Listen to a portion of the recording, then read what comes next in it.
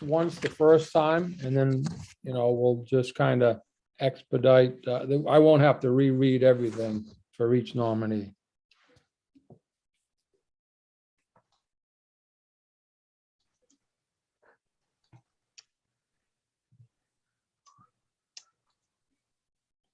Senator Rafferty, we are live. Good morning, ladies and gentlemen, and welcome to the Maine State 130th Legislature. We're in our second session currently, and this morning you have joined the Committee for Education and Cultural Affairs relative to some nominations to be considered for various boards throughout the state. Just keep in mind that these are confirmation hearings that we will do as a Senate Chair of that committee. My name being Joe Rafferty. I'm representing Senate District 34, which is part of York County. I'm going to give a moment to my fellow committee members to introduce themselves, and I'll just kind of walk through the process in terms of our nominations. We have 6 candidates, and so those reality is that becomes 6 separate hearings, and we'll follow our introductions. With us this morning is my House Chair, Representative Brennan. Thank you, Senator Rafferty. Good morning. My name is Michael Brennan, and I represent District 36, which is part of Portland. Thank you. Senator Woodson. Dave Woodson, Senate District 33, northwestern part of York County. Thank you. Representative Crockett. Thank you, Mr. Chair, and good morning, everyone. Ed Crockett, District 43, which is part of Portland and part of Falmouth. Thank you. Representative Lyman. Good morning, Sheila Lyman, District 74, which is Jay, Livermore Falls, and part of Livermore. Thank you. Thank you. Representative McCray. Yes, thank you, Mr. Chair. I'm Dave McCray. I'm from Fort Fairfield, and I am in Augusta over at the Cross Building. And have a good day. Thank you. Representative Millett. Good morning, I'm Rebecca Millett. I represent House District 30, which is most of Cape Elizabeth. Thank you. Representative Salisbury. Good morning. My name is Sue Salisbury, and I represent House District 35, which is part of Westbrook. Thank you. Representative Sampson. Thank you, Mr. Chair. Good morning, everyone. I represent I'm Heidi Sampson. I represent the good people of Alfred, Limerick, Shapley, Newfield, and Parsonsfield. Thank you. And Representative Stearns. Good morning. My name is Paul Stearns. I represent House District 119 in Piscataquis County. Thank you very much. And also working with us this morning will be our committee clerk, Eli Murphy. Good morning, Eli. And with us also, we do have, as part of this process, it's either the governor or a representative of the governor's office. So this morning we have 2 folks serving in that capacity, and I'll just welcome them to our committee, and that they are Melissa O'Neill Lowe and Joe Morrow. Thank you, folks, for both being with us this morning.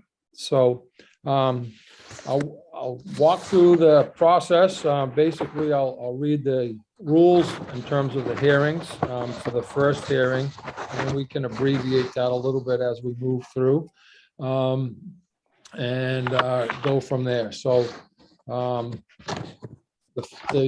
first hearing this morning will be for Sherry Wendelken, and Sherry is of Portland, and she is up for consideration as appointment to the Maine Community College System Board of Trustees. So I'll open that hearing, and under law and joint rules of the legislation, this committee is required to hold this public hearing and to recommend confirmation or denial of the nominee by majority vote of the committee members present and voting. The chairs of the committee will then send written letter or notice to the committee's recommendations to the president of the Senate. The committee will hear testimony from people have an opportunity to question the governor or her representative as to the nominee, and others that may wish to speak for or against the nomination. The meeting is being live streamed on the committee's YouTube page, and means that anyone who is a participant in the meeting via Zoom can be seen and also heard if their microphone is unmuted. People testifying cannot be seen or heard until they are called upon to speak. The meeting will be recorded and available to view on the committee's YouTube channel soon after the meeting has concluded.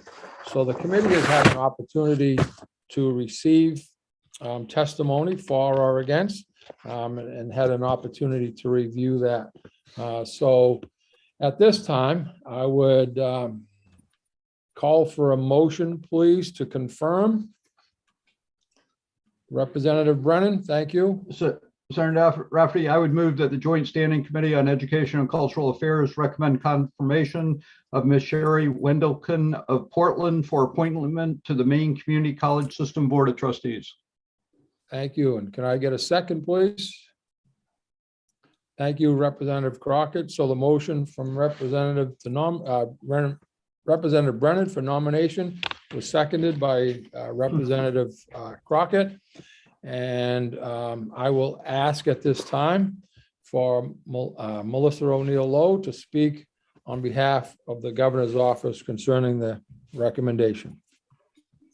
Thank you, Senator Rafferty, Representative Brennan, and distinguished members of the Joint Standing Committee on Education and Cultural Affairs. My name is Melissa O'Neill Lowe, and I am the Director of Boards and Commissions for Governor Janet Mills. I'm pleased to be here before you today to present Governor Mills' nomination for the appointment of Sherry Wendelken of Portland to the Maine Community College System Board of Trustees. The Maine Community College System Board of Trustees is established in Maine statute under MRSA 20-A, Section 12705 and Title 5, Section 12004-C. The Board of Trustees is the policymaking authority of the system and consists of 13 voting members, all appointed by the governor, 12 from the fields of business and industry, labor, education, and the public. The 13th voting member is chosen from the ex officio members, which are the Commissioner of Education, the Commissioner of Economic and Community Development, and the Commissioner of Labor. Sherry Wendelken of Portland comes before you today as a first-generation college graduate who not only earned her undergraduate degree, but went on to earn her PhD from the Massachusetts Institute of Technology. She has made a career out of higher education, having taught at Harvard University for 10 years, and more importantly, is passionate about higher education. She holds a BA in anthropology and a master's in architecture from State University of New York at Buffalo. She earned her PhD from MIT in architecture, history, theory, and criticism. She is a member director of the Brooks Family Foundation, a private foundation that funds education, including Southern Maine Community College. She speaks 4 world languages and is fluent in Japanese.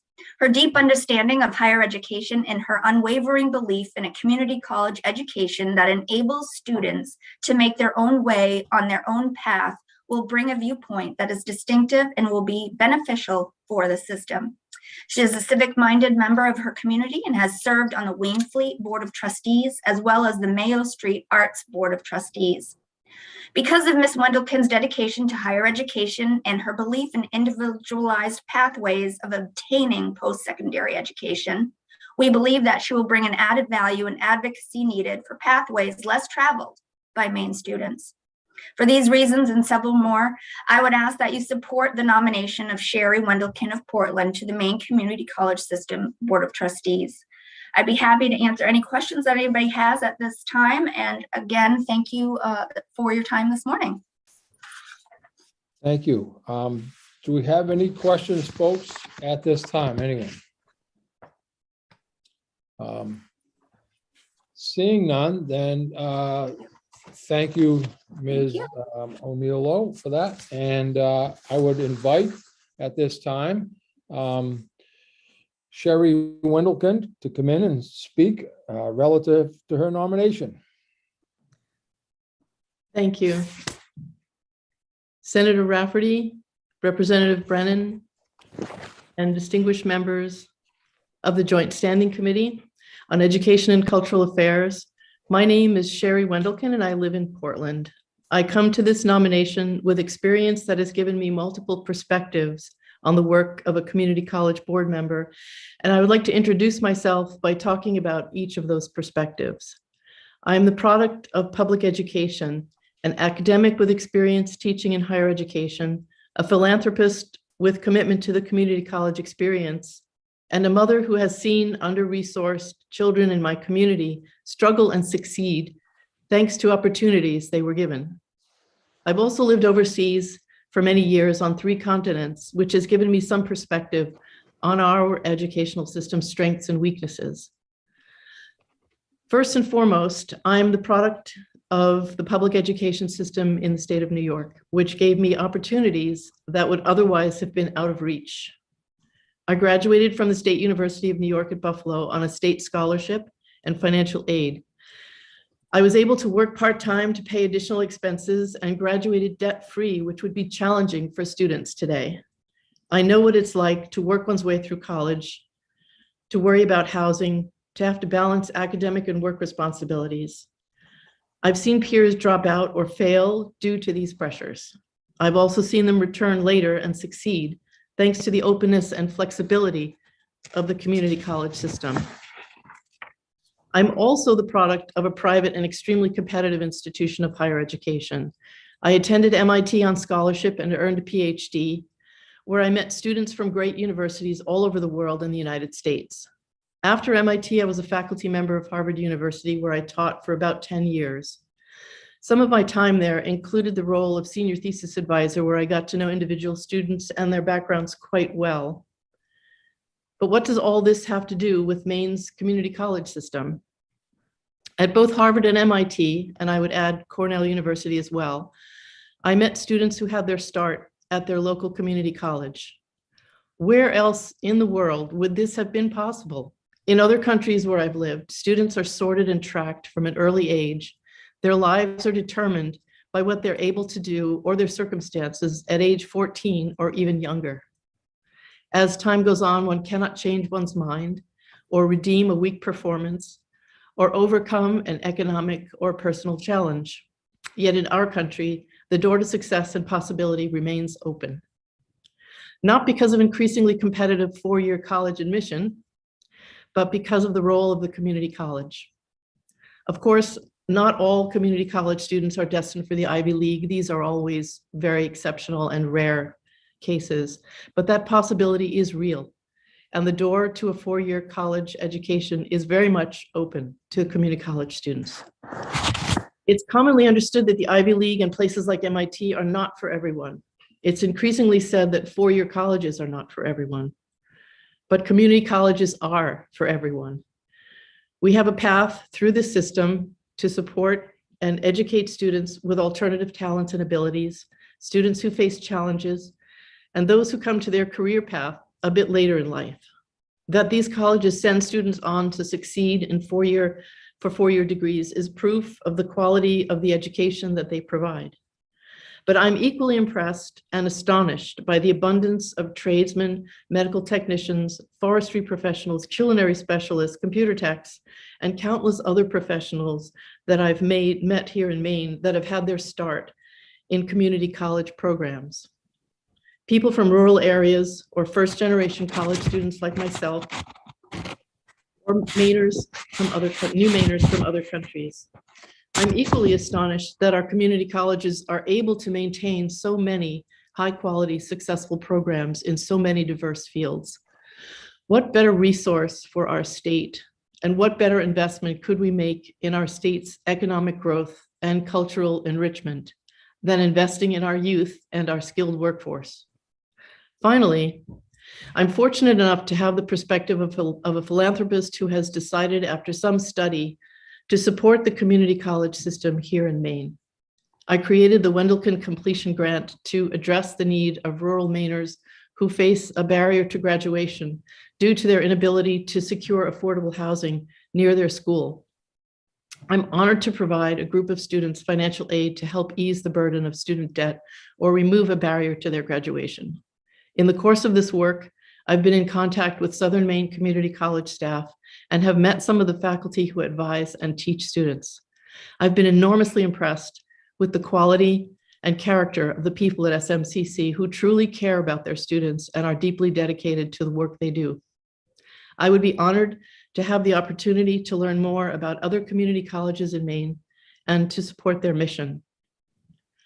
I would like to thank Melissa O'Neill at this time for her help in getting me through the process here and for making me feel like the only nominee instead of one of 60. And I would be happy to answer any questions the committee may have at this time. Thank you. Thank you very much. Committee members, any questions of Ms. Wendelken at this time?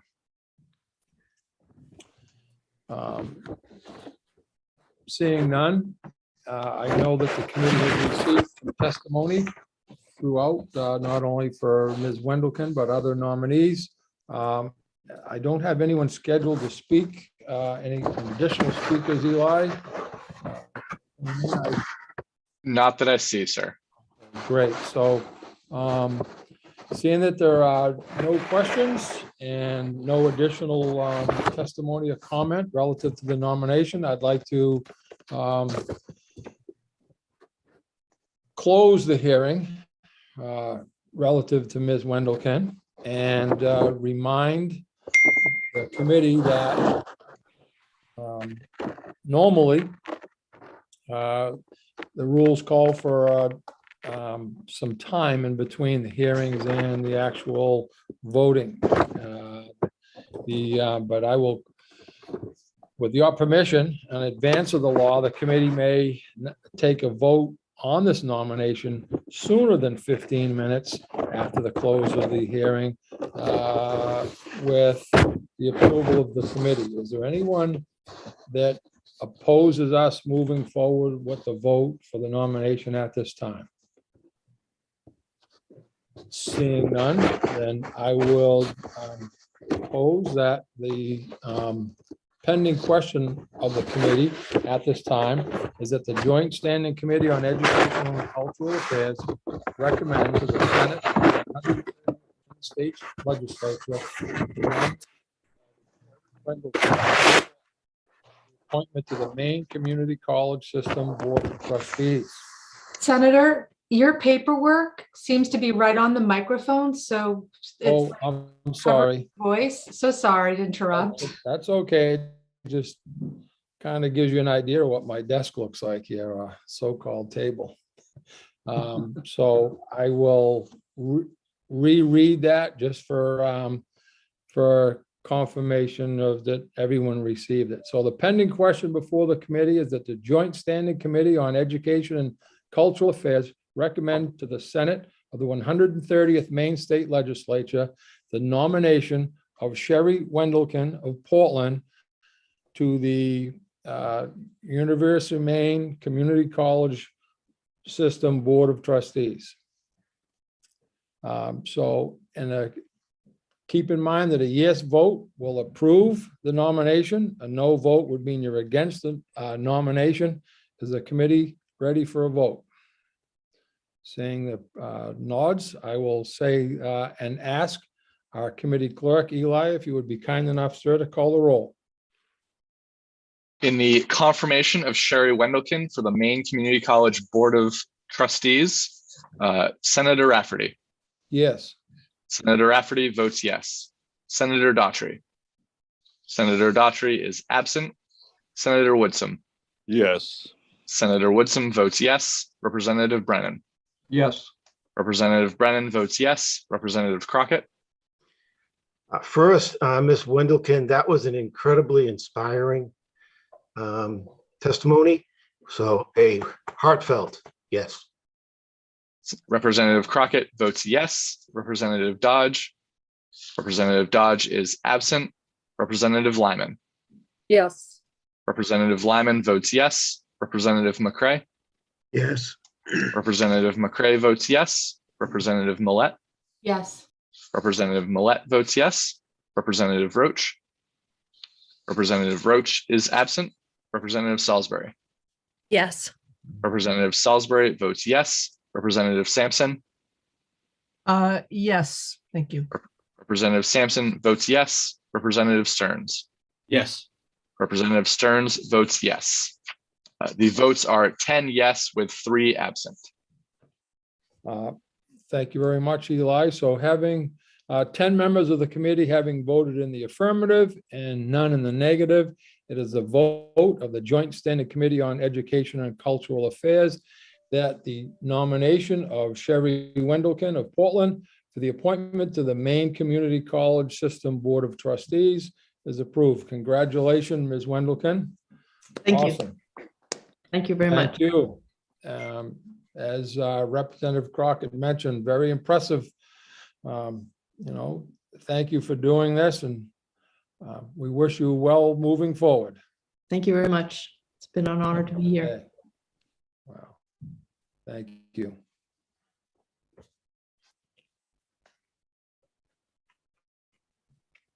I will open our next hearing this morning. So the next hearing is for Elizabeth Ann Neptune of Indian Township for the appointment to the Maine Community College System Board of Trustees. And we'll basically, it's the same procedure. I don't have to go through a lot of those explanations. What I'd ask for at this time, please, if I could, is a nomination. Representative Brennan.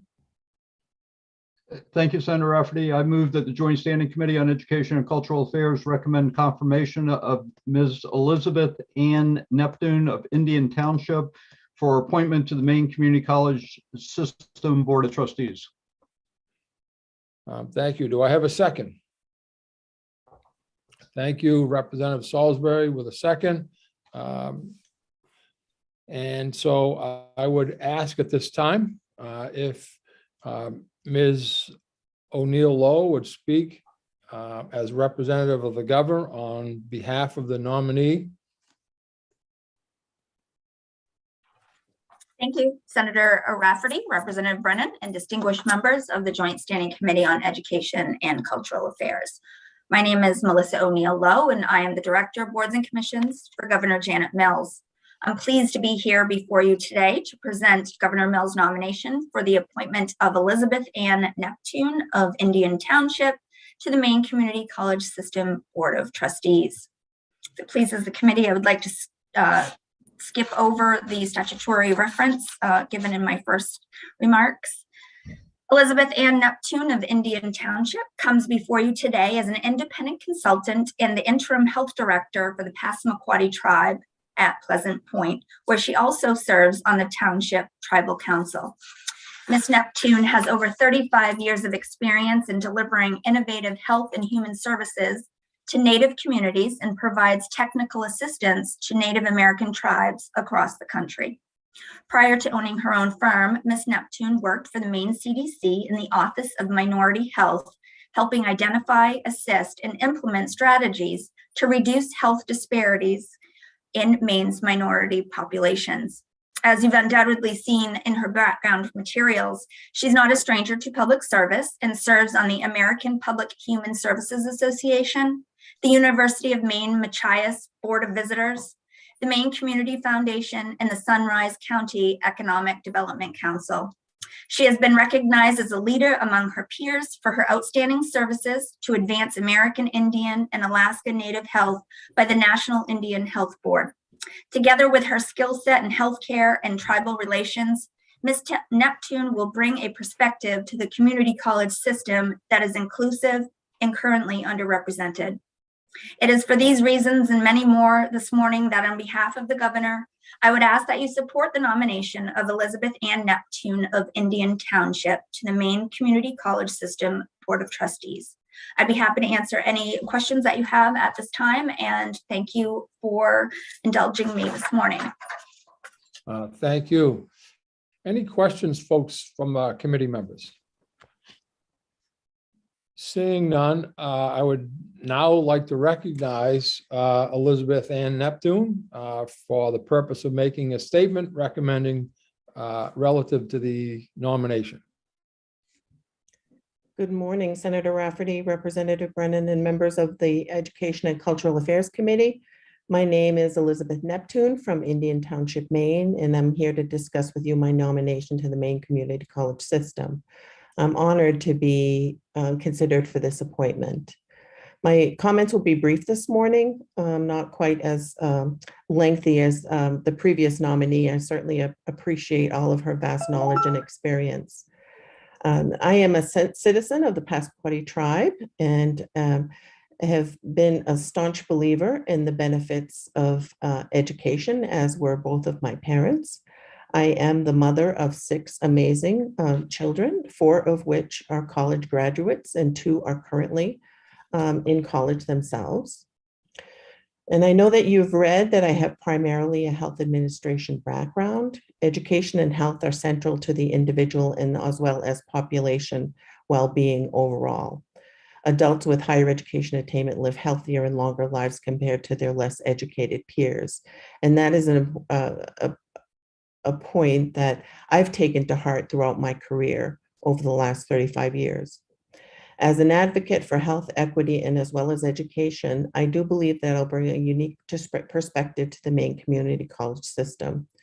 With my experience in working with tribal communities, federal and state systems, I'm easily able to bridge parallel systems. I've participated in several leadership development programs, including Leadership Maine, the John T. Gorman Fellowship Program, and the Daniel Hanley Center for Health Leadership. I've had the honor of serving on several boards that you've heard a little bit about already, including the Maine Community Foundation. I'm currently serving as a member of the Passamaquoddy Tribal Council, and I'll soon join the Federal Reserve Bank of Boston as one of their Community Development Advisory Committee members, to name a few. Each of these experiences, I think, have fostered my personal growth and will allow me to share my knowledge with the Maine Community College system. I'm happy to answer any questions that you may have. Thank you. Thank you. Do we have any questions from committee members, please? And as I mentioned earlier, I see no questions currently, and as I mentioned, we have received information from folks relative to their nominations through email and so forth, but we have no one here to personally testify today. So that said, having received those public comments, I will close nomination hearing at this time. And again, I seek the approval of the committee. If there are no objections, then I would like to move forward with the nomination voting. Anyone opposed to us moving forward at this time? Seeing none, no objections. What I'd like to do is put forth the pending question, which is that the Joint Standing Committee on Educational and Cultural Affairs recommend to the Senate of the 130th Maine State Legislature for the nomination of Elizabeth Ann Neptune for the Maine Community College System Board of Trustees. And keep in mind, a yes vote approves the nomination. A no vote would be against the nomination. Is the committee ready for a vote? They are seeing several nods. I would ask then, please, if our committee clerk, Mr. Murphy, if you would be kind enough to call the roll. In the confirmation of Elizabeth Neptune for the Maine Community College System Board of Trustees, Senator Rafferty. Yes. Senator Rafferty votes yes. Senator Daughtry. Senator Daughtry is absent. Senator Woodsum. Yes. Senator Woodsum votes yes. Representative Brennan. Yes. Representative Brennan votes yes. Representative Crockett. Yes. Representative Crockett votes yes. Representative Dodge.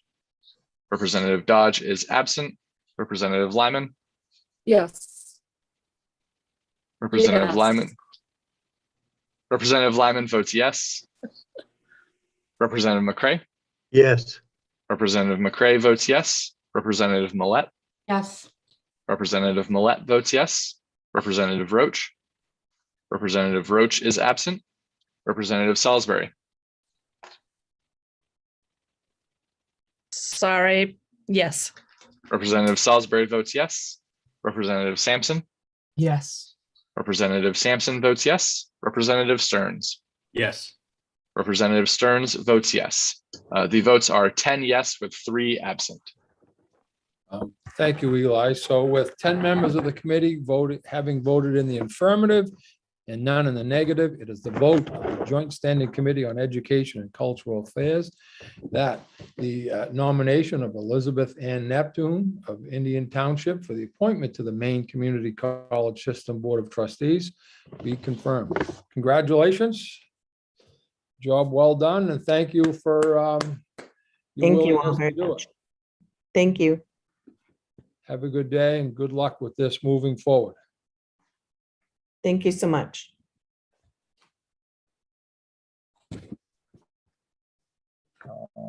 Our, yes, Eli? Just for my own organizational sake, I do see a couple of, or a few extra individuals in the attendees list who are not the nominees. If you would all raise your hands, or actually, if you could in the chat, please write who you are here speaking on behalf of. That would be easier for me to be able to know when we have people who want to speak as well as provide their written testimony. Thank you. And I think I see Noah Bonham, Representative Rena Newell, Representative Travis Hassenfuss, and I believe that is it, other than nominees.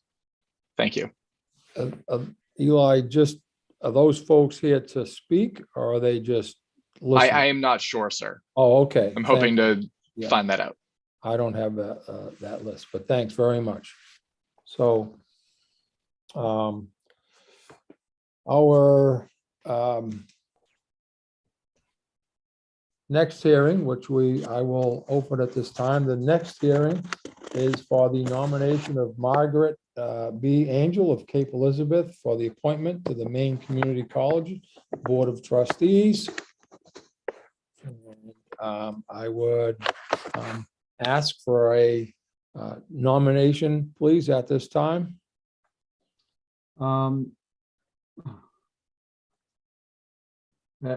just getting to my file.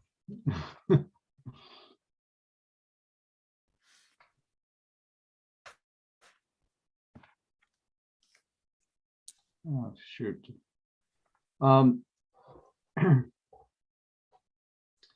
sorry, Sandra. I got off on someplace else. I'll be with you in a minute. Yeah.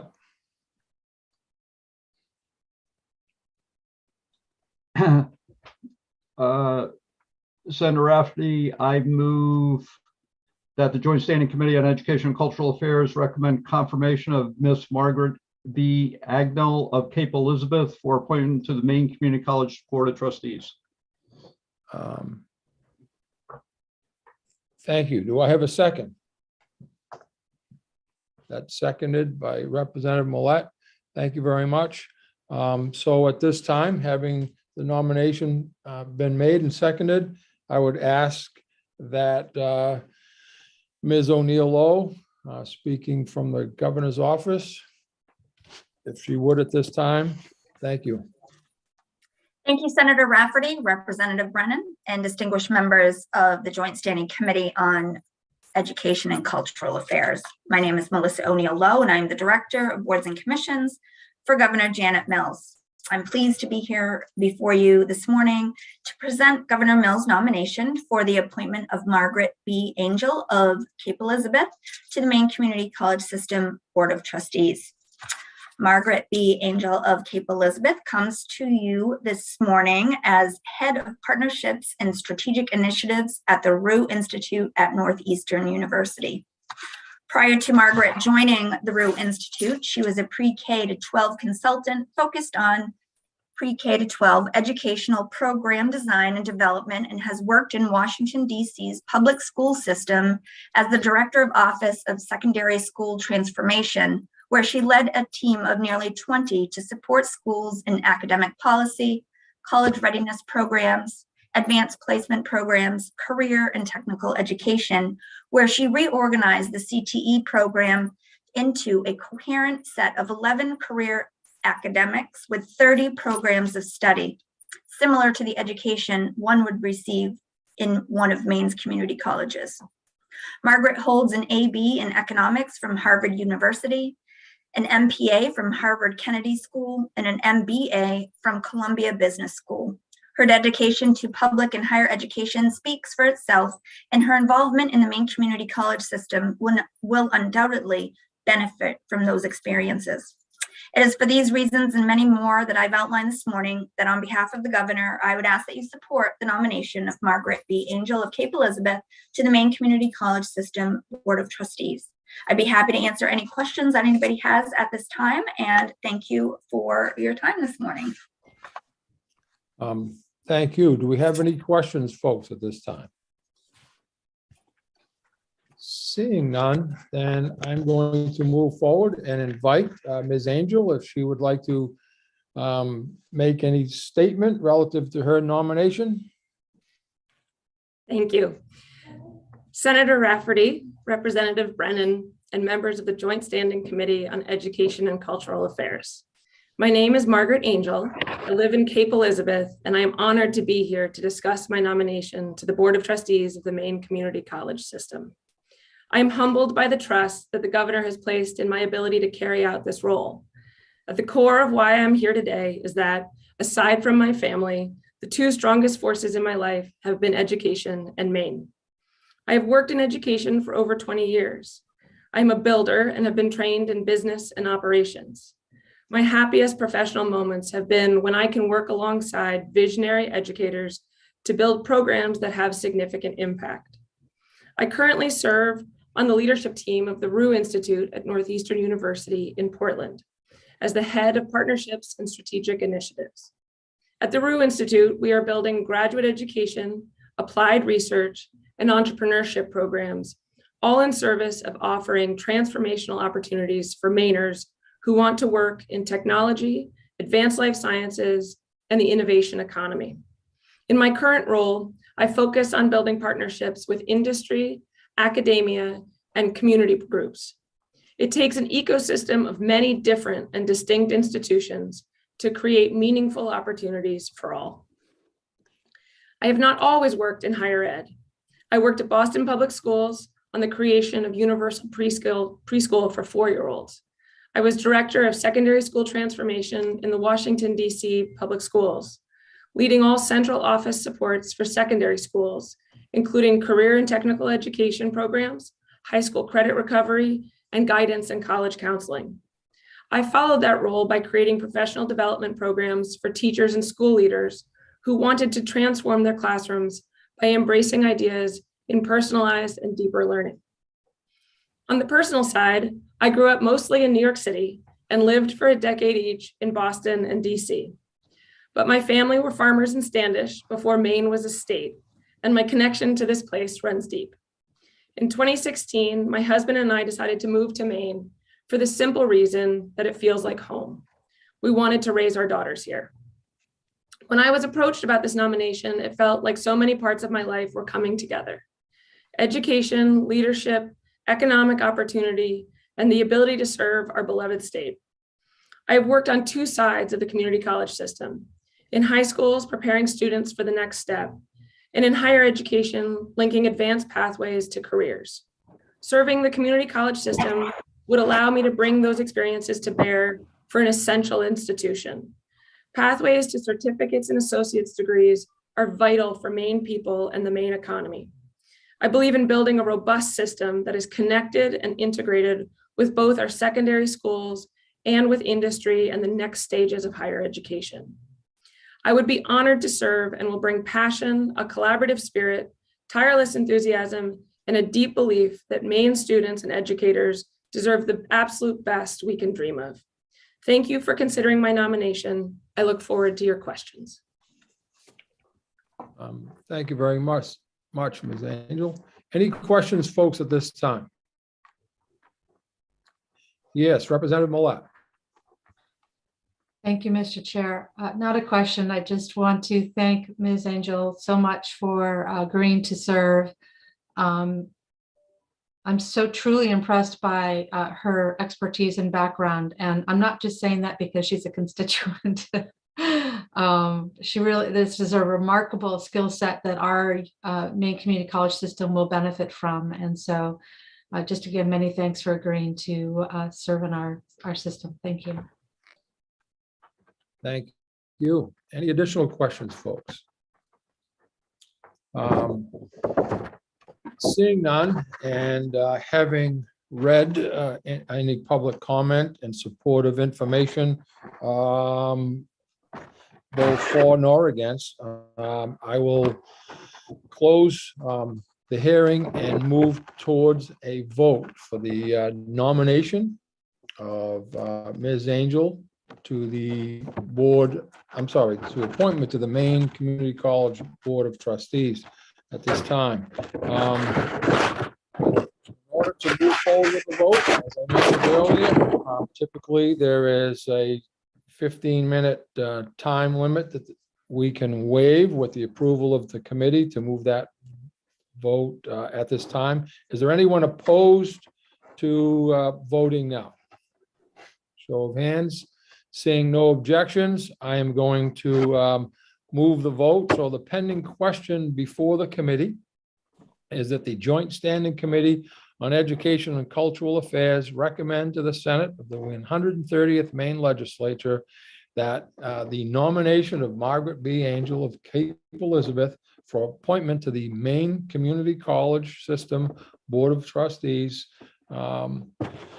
A yes vote would be in support of that nomination. A no vote would be against the nomination. Is the committee ready to move the vote? And we are, and I would ask at this time, please, if the clerk would be kind enough to call the roll. Thank you, Eli. In the confirmation of Margaret Angel for the Maine Community College System Board of Trustees, Senator Rafferty. Yes. Senator Rafferty votes yes. Senator Daughtry. Senator Daughtry is absent. Senator Woodson. Yes. Senator Woodson votes yes. Representative Brennan. Yes. Representative Brennan votes yes. Representative Crockett. Yes. Representative Crockett votes yes. Representative Dodge. Representative Dodge is absent. Representative Lyman. Yes. Representative Lyman votes yes. Representative McCray. Yes. Representative McCray votes yes. Representative Millette. Yes. Representative Millette votes yes. Representative Roach. Representative Roach is absent. Representative Salisbury. Sorry, I'm having terrible technical issues this morning. Yes. Representative Salisbury votes yes. Representative Sampson. Representative Sampson is absent. Representative Stearns. Yes, and I would note that Representative Sampson informed me that she's having technical issues as well currently. Thank you. Representative Stearns votes yes. The vote is 9 yes with 4 absent. Thank you very much. And so having 9 members of the committee having voted in the affirmative and 0 members in the negative, it is the vote of the Joint Standing Committee on Education and Cultural Affairs that the nomination of Margaret B. Angel of Cape Elizabeth for appointment to the Maine Community College System Board of Trustees is confirmed. Congratulations. Thank you very much. Thank you. We wish you well moving forward. Have a good day.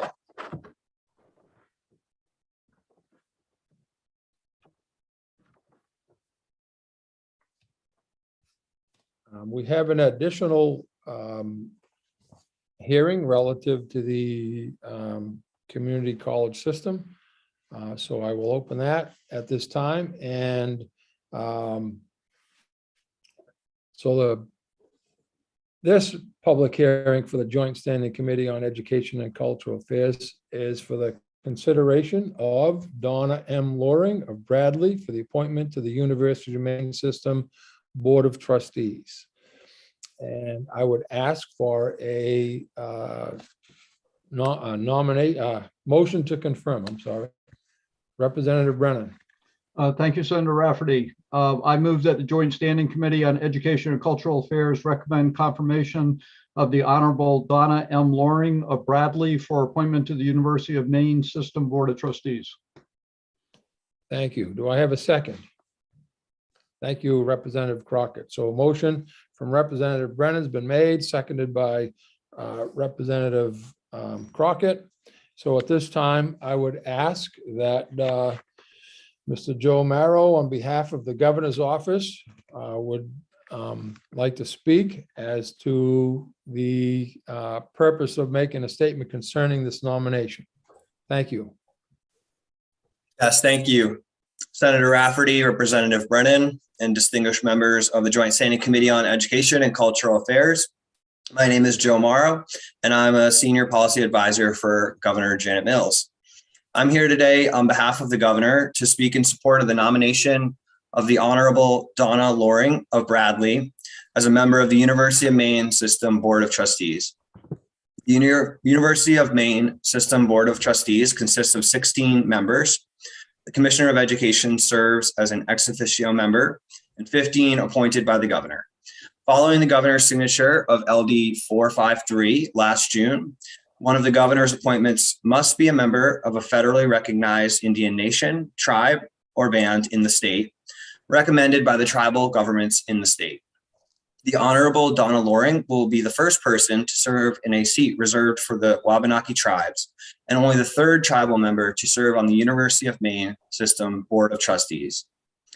Ms. Loring's long and storied career includes military service in Vietnam and a law enforcement career that included 6 years as the police chief for the Penobscot Nation, making her the first female Maine Criminal Justice Academy graduate to become a police chief in Maine.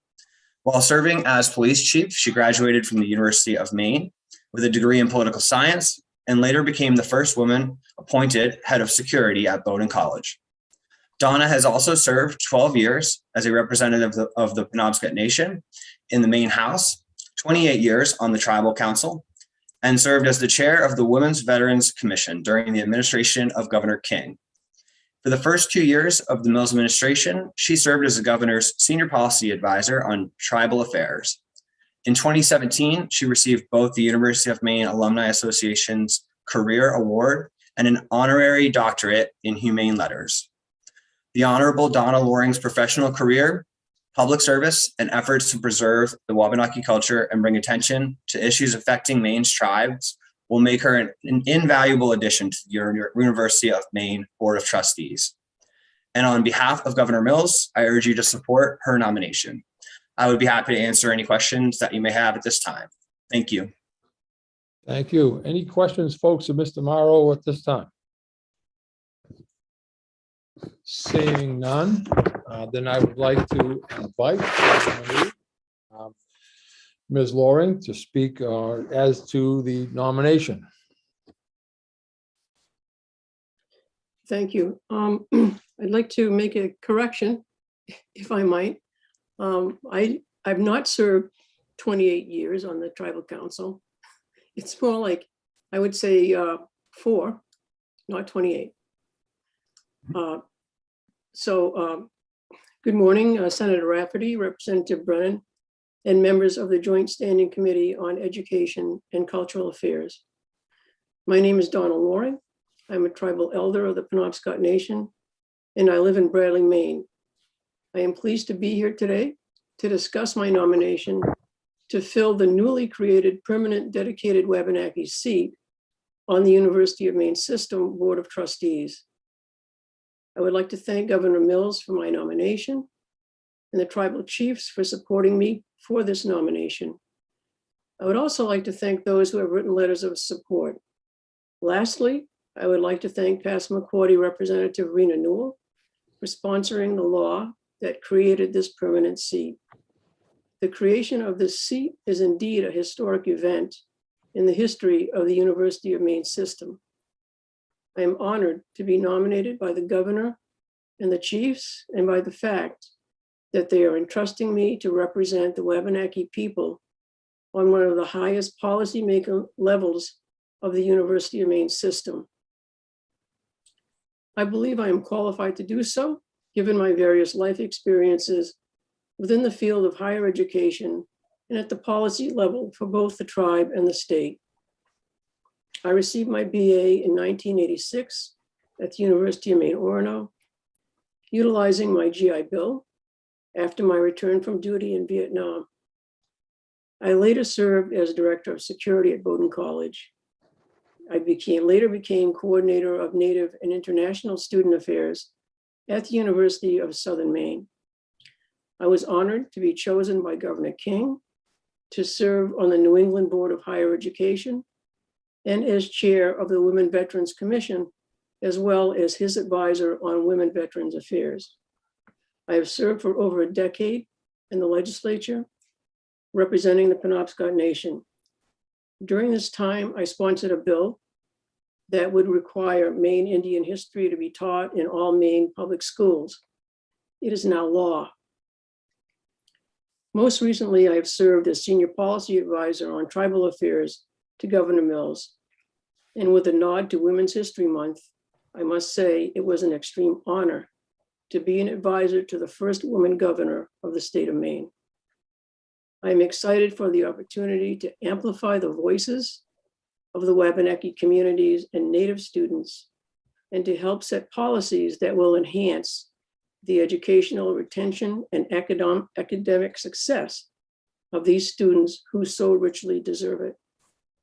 It would be my privilege to serve the Wabanaki tribes and the university in this capacity. Thank you for your time and consideration of my nomination. I look forward to answering any questions you may have. Thank you. Are there any questions of Ms. Loring from the committee members? Seeing none, thank you for your comments. Having the committee had opportunity to receive comments. Yes, Eli, I'm sorry.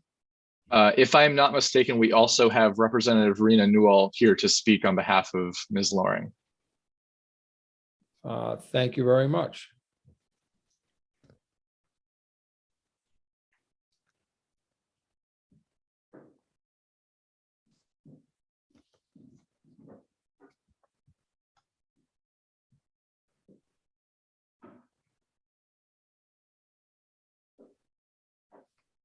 Good morning, Representative Newell. Thank you for being with us this morning. Good morning, Senator Rafferty. Good morning, Mr. Chair, Mr. Co-Chair, Representative Brennan, and honorable members of the Education and Cultural Affairs Committee. It is a great honor that I join you today. My name, as indicated, is Rena Newell, and I proudly serve as the Passamaquoddy Tribal Representative. And thank you once again to present to this committee on what I feel is a very historic and moving day. I don't want to really read from my notes this morning, but I just want to make a brief statement to how I'm receiving this. I woke up this morning as I stood having my coffee, as I watched the sunrise. I extended gratefulness in being able to see the work through and being able to present to this committee more than a year ago to put forth this piece of legislation that you saw fit to support, which thus became law. As the tribal representative and coming into my position, I felt that I wanted to increase the voices and the representation on committees and boards of the state of Maine. And I expressed to this committee more than a year ago the importance of Wabanaki representation from an Indigenous perspective to the various boards and commissions. Therefore, I extend to the members, Mr. Chair, Mr. Co-Chair, and honorable members of this committee, I extend thankfulness to you in receiving my words that brought us here today. I want to say thank you as well to the governor's representative today, Mr. Joe Marrow. There's no need for me to duplicate anything that could echo his words in consideration of the nominee before you today. I would like to say that when I first joined in 2019, the members of the House, following conversations with state leadership and Passamaquoddy tribal leadership, I sat down with your nominee before you today, Ms. Donna Loring, and I began, I think, a friendship. In addition to receiving her advice and her guidance and her strong yet fair hand that has contributed to my role in serving as a tribal representative. I absolutely appreciate our conversations, and it is my absolute honor to ask this committee to support this nominee presented by the governor's representative and confirm my friend. I'd like to say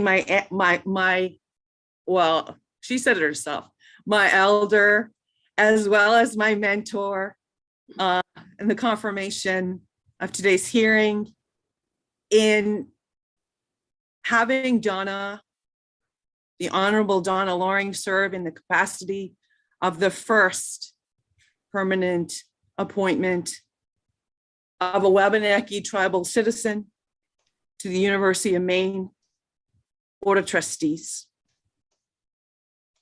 I would add that the inspiration for this seat in seeking it to memorialize a space came from the work and the recognition of my late cousin, Wayne Newell, who served as a representative to the University of Maine Board of Trustees as well, under the governor's nomination during the Baldacci administration.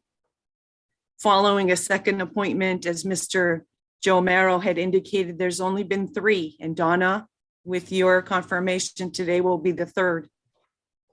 However, would be in more of a permanent seat. I would also give thanks to Penobscot citizen Bonnie Newscomb that served in this role as well. In closing, I would just mention to this committee that as an Indigenous person, connection is important. And as we encourage our tribal citizens to seek higher education, that connection is even greater and holds the significance. As I sought the inspiration from, again, my late relative, Wayne Newell, and seeing his name on the University of Maine Board of Trustees list when I first visited the University of Maine Systems office. It's my hope that the youth, tribal youth, will make that same connection. And it is my hope that they recognize the Honorable Donna Loring in her position as the first permanent appointment to the University of Maine Board of Trustees. I thank this committee once again. I don't wish to hold you up, but please receive my words in a good way, and know that it's not coming from a written statement today, but it's truly coming from the heart. So I thank you very much. And Chiwiliwan, Donna, for your willingness to step forward and to serve in capacity. And once again, I ask this committee for your support and recognize, the Indigenous voices to increase representation at these important boards and commissions. Willie One, thank you. I'd be happy to answer any questions. Thank you. Representative Crockett, followed by Representative Brennan. Yes, thank you, Mr. Chair. Surprisingly, this really isn't a question. I just want to echo Representative Newell's opening comments that this really is a great, great day. As a proud UMO alum myself, Ms. Loring, I am so glad you're back. And I really want to thank both of you, particularly Rena, because you made this happen. Thank you. Very proud of you. Thank you as well. Thank you for hearing me, Representative Crockett. Thank you. Representative Brennan. Thank you, Senator Rafferty. And I just want to, my seatmate, one person over. I want to thank Representative Newell for being here today. This is a special day, and I really appreciate your comments. And secondly, I have had the opportunity to serve with Representative Loring, and I just think she's an outstanding selection for this position. So thank you to the governor's office. Thank you for bringing the legislation forward, and thank you for Representative Loring for agreeing to fill this important position. Thank you, Representative Brennan. Thank you all, Upchich, Donna, Willie One. Thanks, Rena. Thank you, Representative. Thank you. All public comments having been taken and heard, and in addition, we have an opportunity to review written information. I'll move forward, with the nomination shortly.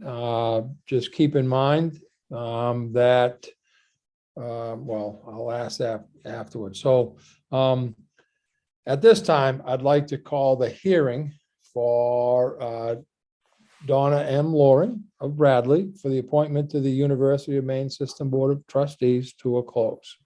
And ask with the committee's approval that we move forward with the vote, and we will forego the 15-minute requirement if there are no objections. So there anyone objecting to moving forward with the vote at this time? Seeing none, thank you. The pending question before the committee is that the Joint Standing Committee on Educational and Cultural Affairs recommend to the Senate of the 130th Maine Legislature the nomination of Donna M. Loring of Bradley for appointment to the University of Maine System Board of Trustees. Excuse me. And keep in mind that a vote of yes is in support of the nomination. A vote of no would be against the nomination. Is the committee ready for the question? Seeing that we are, you've got a nod of approval. I will ask that the committee clerk please call the roll at this time. In the confirmation of Donna Loring to the University of Maine System Board of Trustees, Senator Rafferty. Yes. Senator Rafferty votes yes. Senator Daughtry. Senator Daughtry is absent. Senator Woodsum. Yes. Senator Woodsum votes yes. Representative Brennan. Yes. Representative Brennan votes yes. Representative Crockett. Yes. Representative Crockett votes yes. Representative Dodge. Representative Dodge is absent. Representative Lyman. Yes. Representative Lyman votes yes. Representative McCray. Yes. Representative McCray votes yes. Representative Millette. Yes. Representative Millette votes yes. Representative Roach. Representative Roach is absent. Representative Salisbury. I'm sorry, Representative, couldn't hear you. Yes. Sorry. Representative Salisbury votes yes. Representative Sampson. Representative Sampson is absent. Representative Stearns. Yes. Representative Stearns votes yes. With 9 yes and 4 absent. Yes. Thank you, Mr. Murphy. So Having 9 members of the committee having voted in the affirmative and none in the negative, it is the vote of the Joint Standing Committee on Education and Cultural Affairs that the nomination of Donna M. Loring of Bradley for the appointment to the University of Maine Systems Board of Trustees be confirmed. Thank you very much and congratulations. Thank you. We wish you well going forward. Thank you. Have a good day.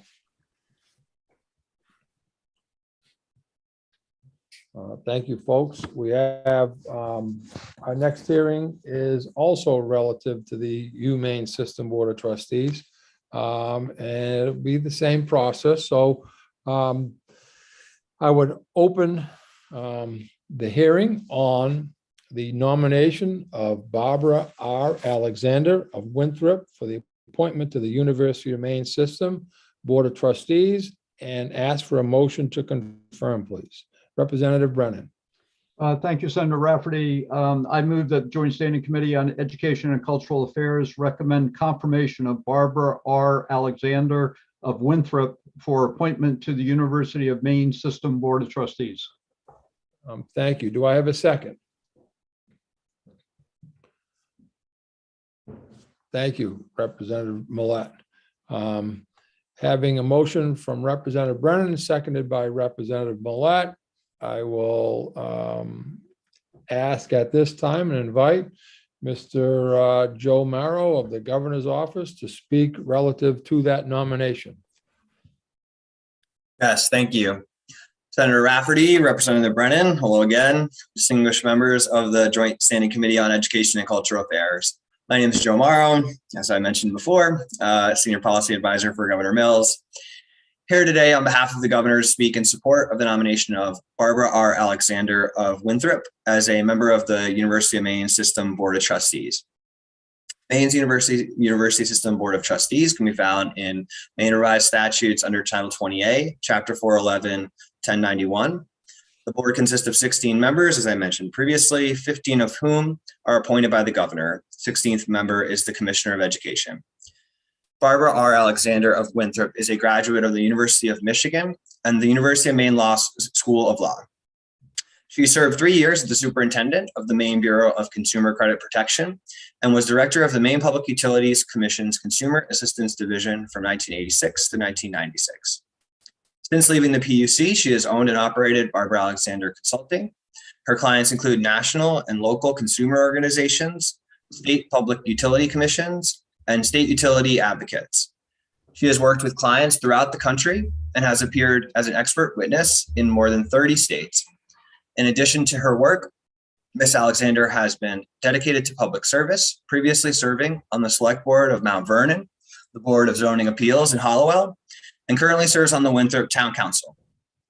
Barbara Alexander's legal expertise, extensive legislative and policymaking expertise, and commitment to consumer protection and education will lend a valuable perspective to the University of Maine System Board of Trustees.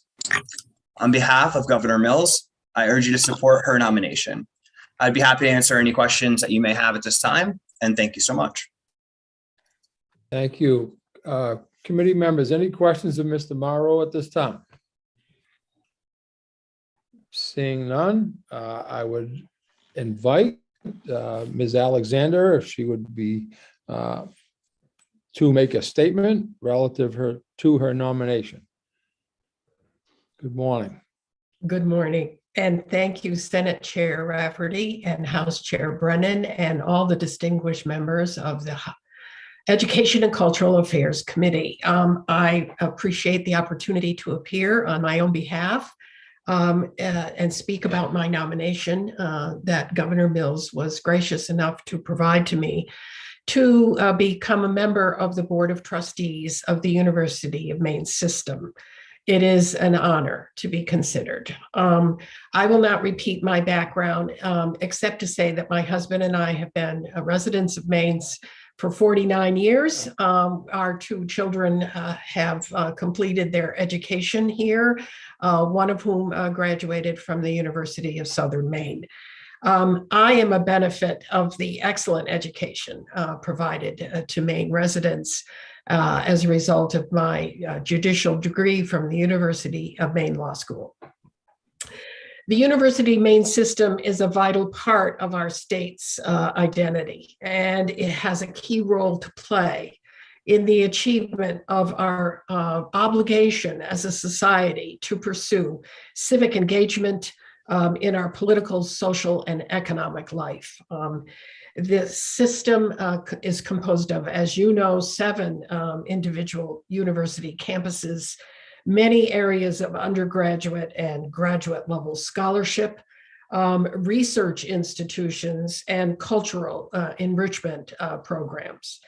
I cannot possibly claim detailed knowledge of all aspects of this system, but I will bring my energy, my competence in good government, my knowledge of sound organizational practices, and a consideration of the need to ensure that revenues are fairly allocated and costs are kept to a minimum for both students and taxpayers to achieve our mutual objectives. I do believe the university system has to respond to the changing demographics of our state and economic trends. And I will work with all the other board members to oversee, and I quote the law, the management and maintenance of the university system. As a member of the board, I will bring my dedication to public service, my longstanding professional experience in asking fair and probing questions and listening carefully to all the answers.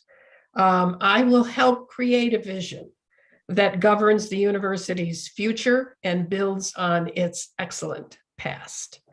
I will make sure that you, as the ultimate representatives of the public's aspirations for this system, are well informed of our work at the board. I will help find the most qualified and most engaging leaders to operate and manage the university system.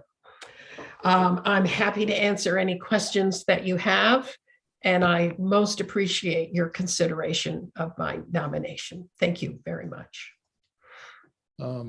Thank you. Any questions, folks, of Ms. Alexander at this time? Representative Dodge. Thank you so much, Mr. Chair, and thank you, Ms. Alexander, for your willingness to serve. I apologize that I am just joining you. I am coming from another meeting. My question for you is, first, I just want to praise you for mentioning in your remarks that you will be asking probing questions. And I would just ask you, are you, because we are supposed to ask questions, not make comments, I hope that, are you willing to continue with your probing questions till the very last day of your service to our great university, please? Thank you. Thank you very much.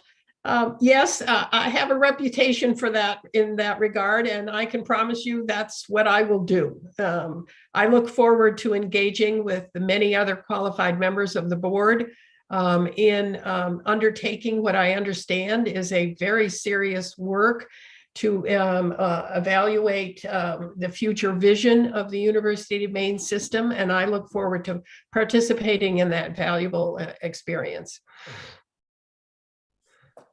Thank you. Representative Millette. Thank you, Mr. Chair. Good morning, Ms. Alexander. It's lovely to have you join us in our virtual world of the Education and Cultural Affairs Committee. I have a question based on your statement where you mentioned that you will work to keep costs, they make sure that costs are kept to a minimum. And then later you recognize the challenging demographics. So my question to you is, please walk us through how you think the process would best work in terms of addressing these challenges. What would that look like in your best case scenario as a member of the board? Well, as you know, the board is not in charge of managing the day-to-day operations of the university. The board is a high-level policy and oversight mechanism. And I presume the board would take the view of looking at the total resources available to the system, the costs involved in operating the current system, and considering what reforms, needs, and changes are being proposed by the upper level management and presidents of the various campuses. So in any large organization, and the University of Maine would be no different, the degree of desired wants probably exceed the capacity to achieve them all and still maintain affordability for the students and the taxpayers of the state. And you folks, you the committee, have a crucial role in that. And I just want you to know that I appreciate that role, that I do not come with a specific set of recommendations or desires in that regard, but I am aware of the need to have that dialogue. And that's what my commitment has been in my statement. Thank you. Any additional questions, excuse me, folks, at this time? Seeing none, I'd like to move forward. I know that we do have a person to speak for the nomination. And I think first up would be Representative Hasenfuss. Thank you.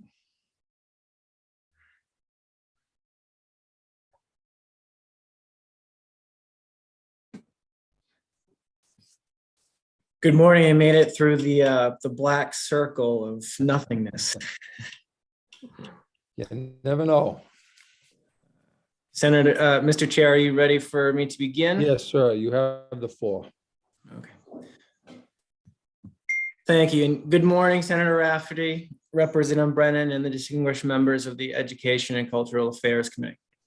I'm here to speak in support of the nominee, Barbara Alexander. As you have heard, Barbara has a stellar resume that alone speaks volumes about her aptitude for this board. However, there's far more to Barbara than her resume. I've gotten to know Barbara over the last few years, and what immediately struck me was her incredible work ethic. She is always willing to put in the work needed to not only see the task to completion, but to make sure that everything is done thoroughly, accurately, and that no stone is left unturned. Her work ethic is inspiring, and her nearly 28-page resume with numerous publications, expert witness testimony, and leadership positions evidences this. Additionally, Barbara has an unsurpassed intellect and, quite frankly, is one of the smartest people that I know. Every trustee of the University of Maine system is of tremendous importance in Maine. Being a Maine alumni myself, I am a beneficiary of the terrific work of the board, and I know firsthand the impact that our universities have on Maine's next generation. There is no question in my mind that Barb will continue this tradition of excellence. In addition to her stellar resume, she has the qualities one looks for as a board member. First, she is not shy and will always bring forward thoughtful insights. She will think outside the box and challenge both herself and her colleagues on the board to accept only excellence. She understands every decision is predicated on good facts. Barbara has the ability and the expertise to investigate complex issues to find the facts needed to make informed decisions.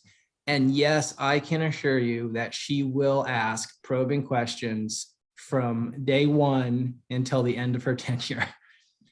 And she's accountable. Finally, and perhaps the most important, is she has a genuine interest in helping Maine, the people of Maine, and Maine institutions. She serves on local town select boards, participates in local community groups, has committed her career to public service, advocating for Maine consumers. And this commitment to public service will be instrumental in her new endeavor of advocating for the education of Maine's future. I hope you will vote to approve Barbara Alexander, and I am confident that she will be an exceptional trustee And with that, I yield back to the committee, and I'm happy to answer any questions that you may have. Thank you, sir. Any questions, folks, at this time? Seeing none, Representative, it's very kind of you to be here. We appreciate your time, and thanks for spending it with us and supporting this nomination. I'm sure she'll be grateful. Thank you. Thank you all so much. I do have an additional person to speak relative to the nomination, and that is Noel Bonham. He's here to speak and support, I believe, of Ms. Alexander. Thank you for being with us this morning, sir.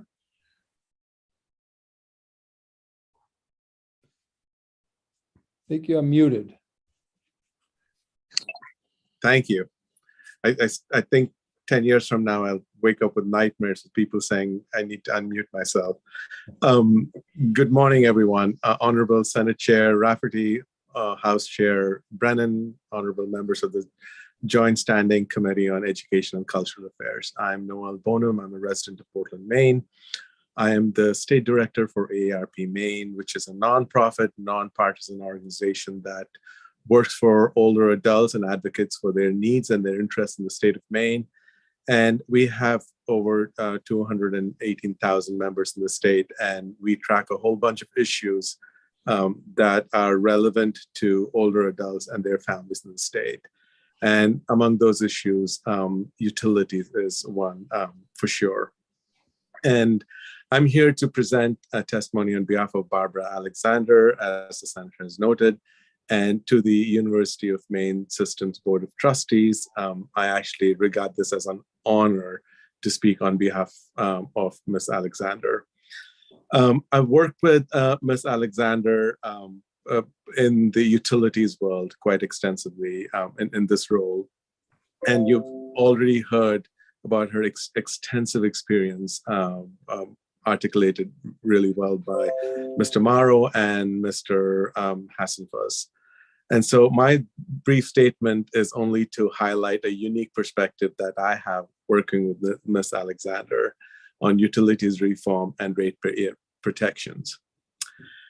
In this context, I have worked very closely with Ms. Alexander, who's truly a consumer advocate. And I think that is going to be very relevant to her role that she's being considered for on the University of Maine Systems Board of Trustees. It has been a pleasure to work with her, as she brings with her a very high commitment to consumer protection and also good governance. And I want to reiterate what has been said already. I can assure you that she will indeed ask probing and thoughtful questions. One can count on that. She brings decades of experience and her dedication and an unwavering commitment to a very high standard in the work that she does and to the work that she does with other people. And because of that, I can say that the way Ms. Alexander approaches work is, if it is not, if something does not fully protect a consumer or fully consider the needs of the end user, it simply is not good enough, as in Ms. Alexander's book. And I think that's a perspective that would be hugely beneficial to the Board of Trustees. The University of Maine Board of Trustees will benefit from her extensive expertise as a consumer protection expert, and also from her commitment to Maine citizens, which you can see very clearly from all of her public service and the various roles she's had in the state, and to making sure Mainers get all that they deserve and more. She will truly be an asset to the Board of Trustees. I urge the committee to support Ms. Barbara Alexander's nomination. Thank you very much for this opportunity, and I'm happy to answer any questions. Thank you. Thank you. Any questions from the committee relative to for Mr. Bonham? Seeing none, sir, we want to thank you for your time, and it was kind of you to be here. We appreciate your you doing so. You have a good day. Thank you very much.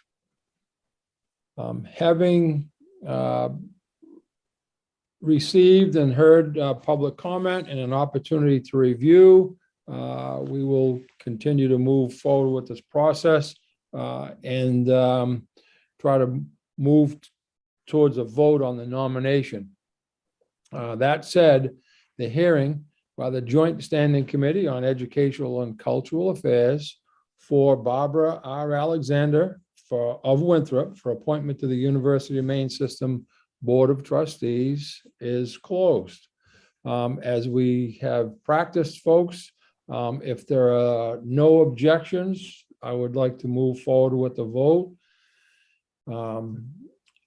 Anyone opposed to moving forward with the vote at this time? Seeing no objections, I would put the pending question before the committee, and that is that the Joint Standing Committee on Educational and Cultural Affairs recommend to the Senate of the 130th Maine Legislature the nomination of Barbara R. Alexander of Winthrop for appointment to the University of Maine System's Board of Trustees. A vote of yes will be in favor of recommending the confirmation. A vote of no will be against the nomination. Motion to recommend confirmation. Is the committee ready for a vote? Here's we are. We have a lot of heads nodding. So I will ask, please, at this time, Mr. Murphy, if you would be kind enough to call the roll. In the confirmation of Barbara Alexander for the University of Maine System Board of Trustees, Senator Rafferty. Yes. Senator Rafferty votes yes. Senator Daughtry. Senator Daughtry is absent. Senator Woodson. Yes. Senator Woodson votes yes. Representative Brennan. Yes. Representative Brennan votes yes. Representative Crockett. Yes. Representative Crockett votes yes. Representative Dodge. Gratefully, yay. Representative Dodge votes yay. Representative Lyman. Yes. Representative Lyman votes yes. Representative McCray. Yes. Representative McCray votes yes. Representative Millette. Yes. Representative Millette votes yes. Representative Roach. Representative Roach is absent. Representative Salisbury. Yes. Representative Salisbury votes yes. Representative Sampson. Representative Sampson is absent. Representative Stearns. Yes. Representative Stearns votes yes. The vote is 10 yes with 3 absent. Thank you, Eli. So having 10 members of the committee having voted in the affirmative and none in the negative, it is the vote of the Joint Standing Committee on Education and Cultural Affairs that the nomination of Barbara R. Alexander of Winthrop for appointment to the University of Maine System Board of Trustees is confirmed. Congratulations. Thank you. Thank you very much for your willingness to do so, and we wish you well moving forward. Well, thank you very much. I appreciate this. Great honor. Thank you. Thank you. And Mr. Merrow, thank you for being with us this morning as well. Appreciate your time. Thank you all. Folks, we do have one final hearing this morning, and we'll get to that shortly. Excuse me. So our next and last final hearing is a public hearing on the Joint Committee for the purpose of considering the nomination by the governor of John H. King of Hillsborough for appointment to the Maine Maritime Academy Board of Trustees. And at this time, I would ask for a motion to confirm, please. Thank you, Representative Brennan. Thank you, Senator Rafferty. I'd move that the Joint Standing Committee on Education and Cultural Affairs recommend confirmation of John H. King of Islesboro for appointment to the Maine Maritime Academy Board of Trustees. And do I have a second?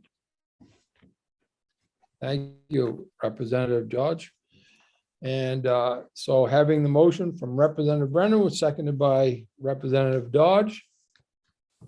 At this time, I would move that. I will ask that the representative of the governor, and that is Melissa O'Neill Lowe, to speak relative to that nomination. Thank you.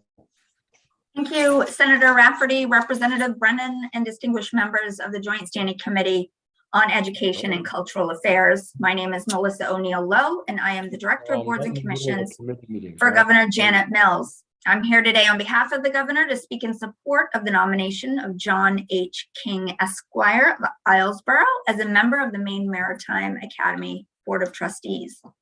Among its duties, the Board of Trustees is responsible for the governance of the Academy, appoints its president, approves academic programming, confers degrees on students who have completed all requirements for graduation, and sets tuition rates and operating budgets. This morning, John H. King, Esquire of Islesboro is being nominated to seat number 11 on the trustees, which requires that the nominee be a resident of Maine. Attorney King comes before you today, having retired in 2020 after nearly 40 years as a member in the labor and workers' compensation practice areas of the law offices of Norman Hanson in Detroit, where he at one time was admitted to practice law in Maine, Massachusetts, and New Mexico. He is admitted to appear before the Federal District Court of Maine and the United States Court of Appeals. He holds a BA from Middlebury College and earned his JD from Suffolk University. He has served his community of Islesboro as a representative of the advisory board of the Maine State Ferry Service and as a member of the board of directors of the Islesboro Community Center.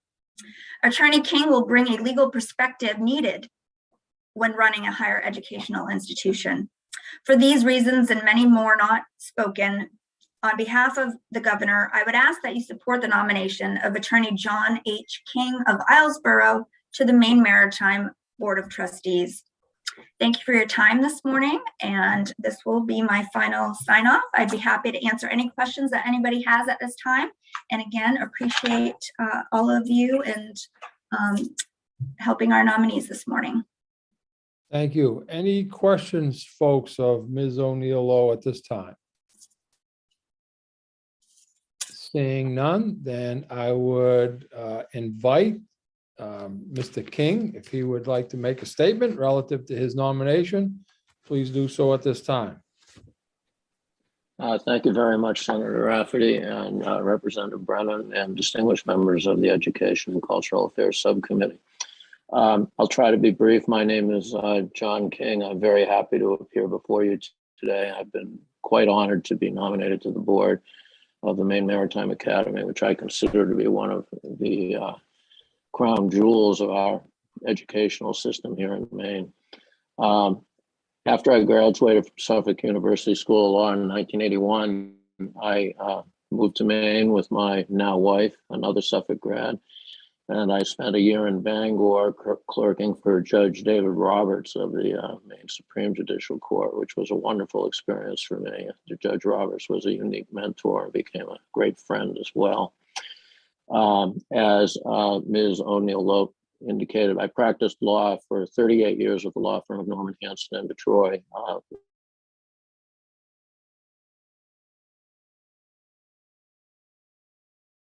Which is located mostly in compensation, employment, and labor law. I don't hold myself out as a huge expert on education law, but I'm familiar with many of the issues that can arise. During the course of my practice, I served as outside counsel for many years to the Maine community college system, as well as the city of Lewiston, which included its school department. Having said that, I know there's a lot more that I can learn about Maine Maritime Academy, and I'm excited to listen and learn as much as I can about it. I'm a resident of Islesboro, having retired from the practice of law, but I'm also actually a very close neighbor to the academy, at least as far as the crow flies.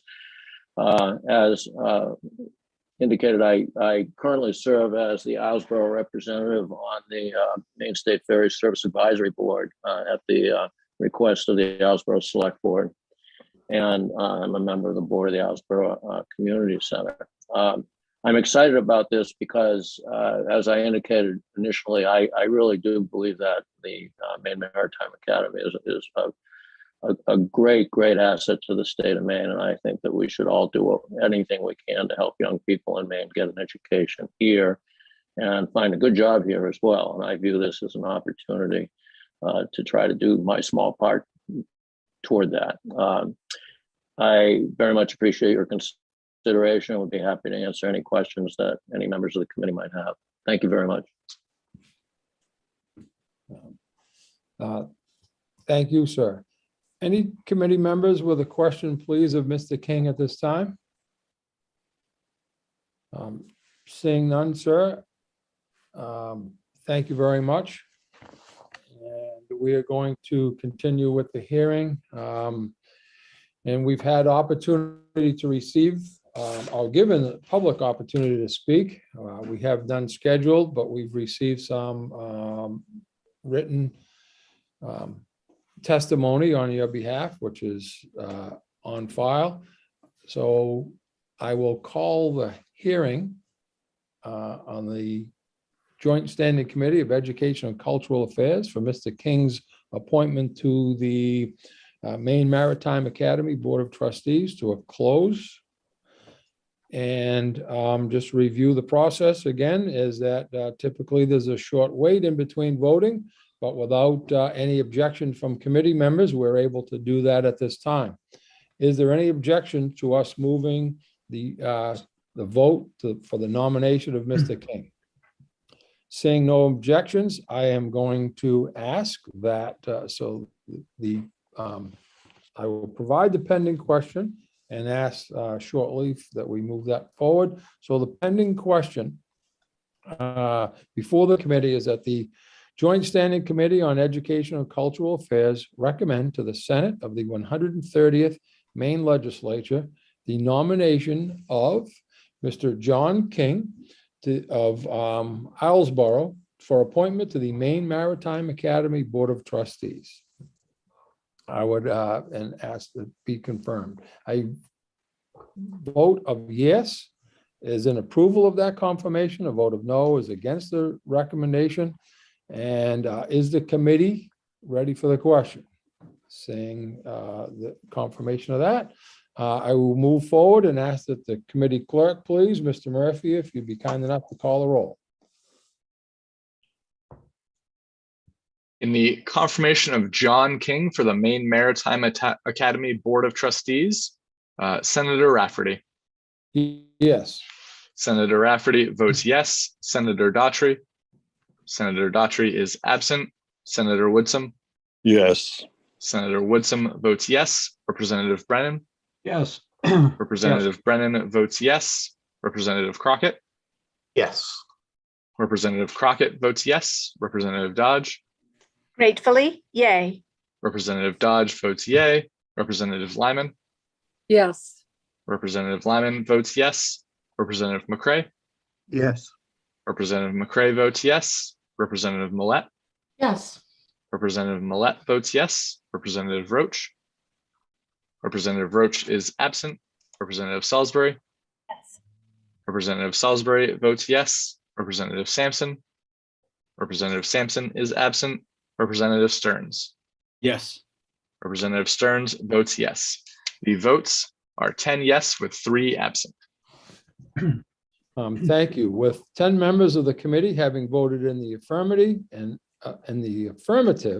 and none in the negative, it is the vote of the Joint Standing Committee on Education and Cultural Affairs that the nomination of Mr. John H. King of Islesboro for appointment to the Maine Maritime Academy Board of Trustees be confirmed. Congratulations, Mr. King. Thank you, Senator, and thank you, members of the committee. And I was particularly inspired by the job creation and opportunity for work for our students and the people of Maine is a lot.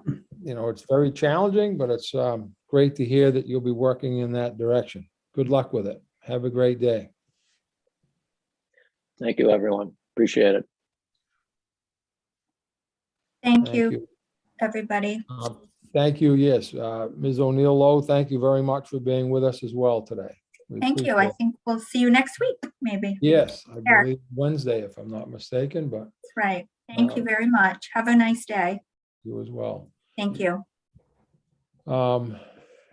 Representative Brennan. Well, I'm sorry, Senator Rafferty. I was going to say something to Ms. Lowe before we left her, but I left us. But I hope I reflect the sentiments of the committee that I was very impressed by the 6 people that were nominated today. They were extraordinarily well qualified, and these are obviously important appointments that we're making. And it's a special day for all these people, the 6 nominees, but it's limited because of Zoom, which is unfortunate. But I did want to commend the governor's office on the quality of the nominees, and I think they will well represent the community college, the board of trustees at the university, and Maine Maritime Academy. Thank you for that, sir. So the other thing that was on, well, not necessarily listed on our agenda / schedule today, was a priorities list for budget purposes. And think it might be opportunity at this time for Hillary to come in and just kind of bring us current with the status of bills on our list, if she would be kind enough to do so. Good morning, everybody. I sent out a list. Well, I sent out 2 lists yesterday to you. One was the list that we get from OFPR, which is the full list of all the bills currently sitting on the special appropriations table. However, as you know, there are many bills that are either somewhere in the House and the Senate or not even reported out of committee yet, that also will likely end up on the special appropriations table, but are not there yet. And so the second list I sent to you yesterday tried to include and capture all of those bills that are sort of out there in some different status, but that may end up on the special appropriations table and that you may want to include in your priority ranking. Just to give everyone a quick refresher, the reason that we're doing the priority ranking is it's in part of the joint rules. The joint rule specifically says that within 5 business days after receiving a list from OFPR of all bills reported out of a committee that involve appropriations or revenues, the policy committee shall submit to the Joint Standing Committee on Appropriations and Financial Affairs a list indicating that committee's priorities for final passage of these bills. The list must be accompanied by a form signed by all committee members indicating how they voted on the priority recommendations.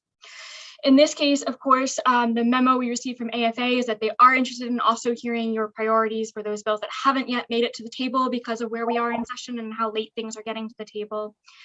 And as you know, and as some of our scheduling meetings with chairs and leads, there is a general indication in this committee that the committee really would prefer not to do that ballot system that we often do, which sort of gets complicated with ranking.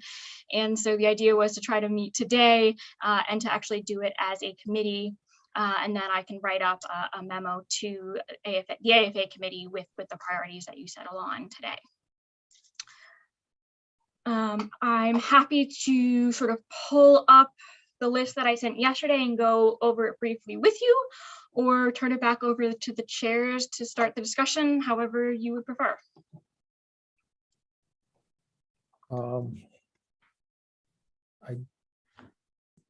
Well, Representative Brennan.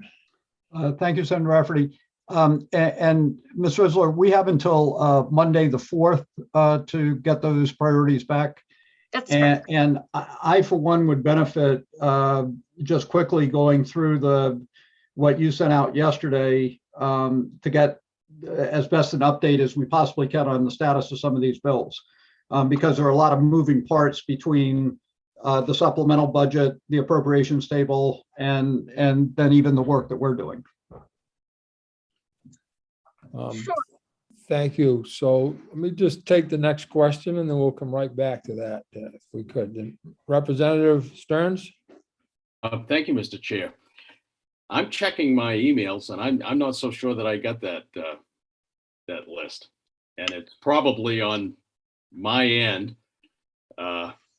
Matter of fact, as you well know, Hillary, it's probably a 97% chance that it's on my end, but if you could resend that, I would muchly appreciate it. Thank you. Let me find it in my email and I will re-forward it to everyone right now. Thank you, Hillary. I know you all are getting more emails than you could ever have imagined you would ever receive.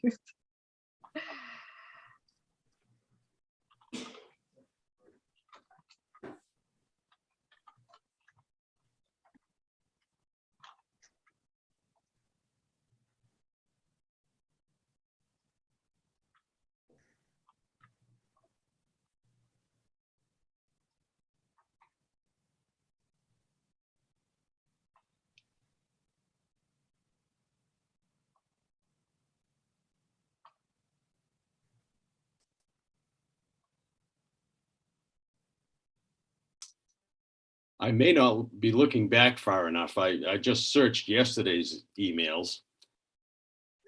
And I had some language reviews, and then this morning I had a supplemental budget. It did come yesterday afternoon about 12 or 1 o'clock. Yep, I don't have a record of it. It got lost in the black hole somewhere. Did it come just when I sent it now?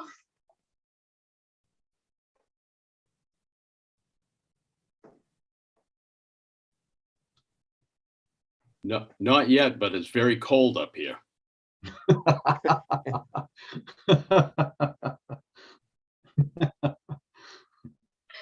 All if you search by Hillary's name, that's how I found mine. Did you? Yeah, that's how I. That's what I've done.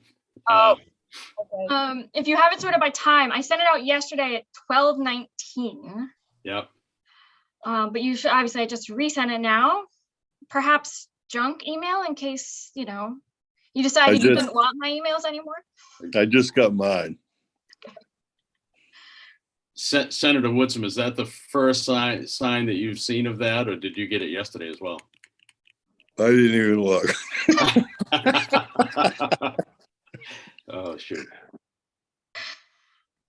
The subject line is bills for priority setting tomorrow. Yep. Huh.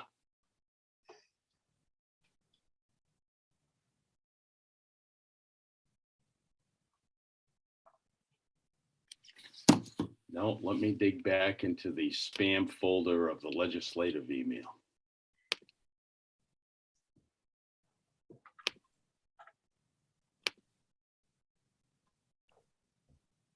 I did get it yesterday also. Hillary, I don't know if you have my Gmail address. Yep. That may work. It should have gone, and I just resent it just straight to just you. Okay. Hopefully. I should feel privileged, but I'm not seeing it. But that's okay. I can muddle along, I think. Perhaps if I start going through it, and Eli will have received it as well, and perhaps he can sort of work and try to make sure you get it as I start going through it. Yeah, very good. And again, my apologies if it's something that I'm doing wrong on this end, but I think it struck a snag, so to speak. Yeah, I haven't seen anybody volunteer to hand deliver it, Representative Stearns. You know, I was actually up in your area just last weekend. I should have brought it with me. But I'll pull up the screen share, and so as I go through it, and hopefully Representative Stearns, Eli can work and get it to you through the cyberspace. So this list essentially took the list that I received from OFPR and restructured it a little bit. And the two big things that you'll notice is there are a few other LDs that are related and that I linked here. The first is LD 221, and that was the budget bill last year that passed. And so there are a few things, for example, LD 144, which was enacted as part of that budget bill. It's still technically sitting on the table. And then there was a slight amendment to it in this supplemental budget, which had to do with changing the authority for the bonding from the Governmental Facilities Authority to the Maine Municipal Bond Bank. Similarly, as you may recall, there was also the ARPA bill last session. That was LD 1733. And so there were a couple of bills such as LD 293, which had to do with the state share of the cost of health insurance for retired teachers, which was included in LD 1733, which was enacted last year.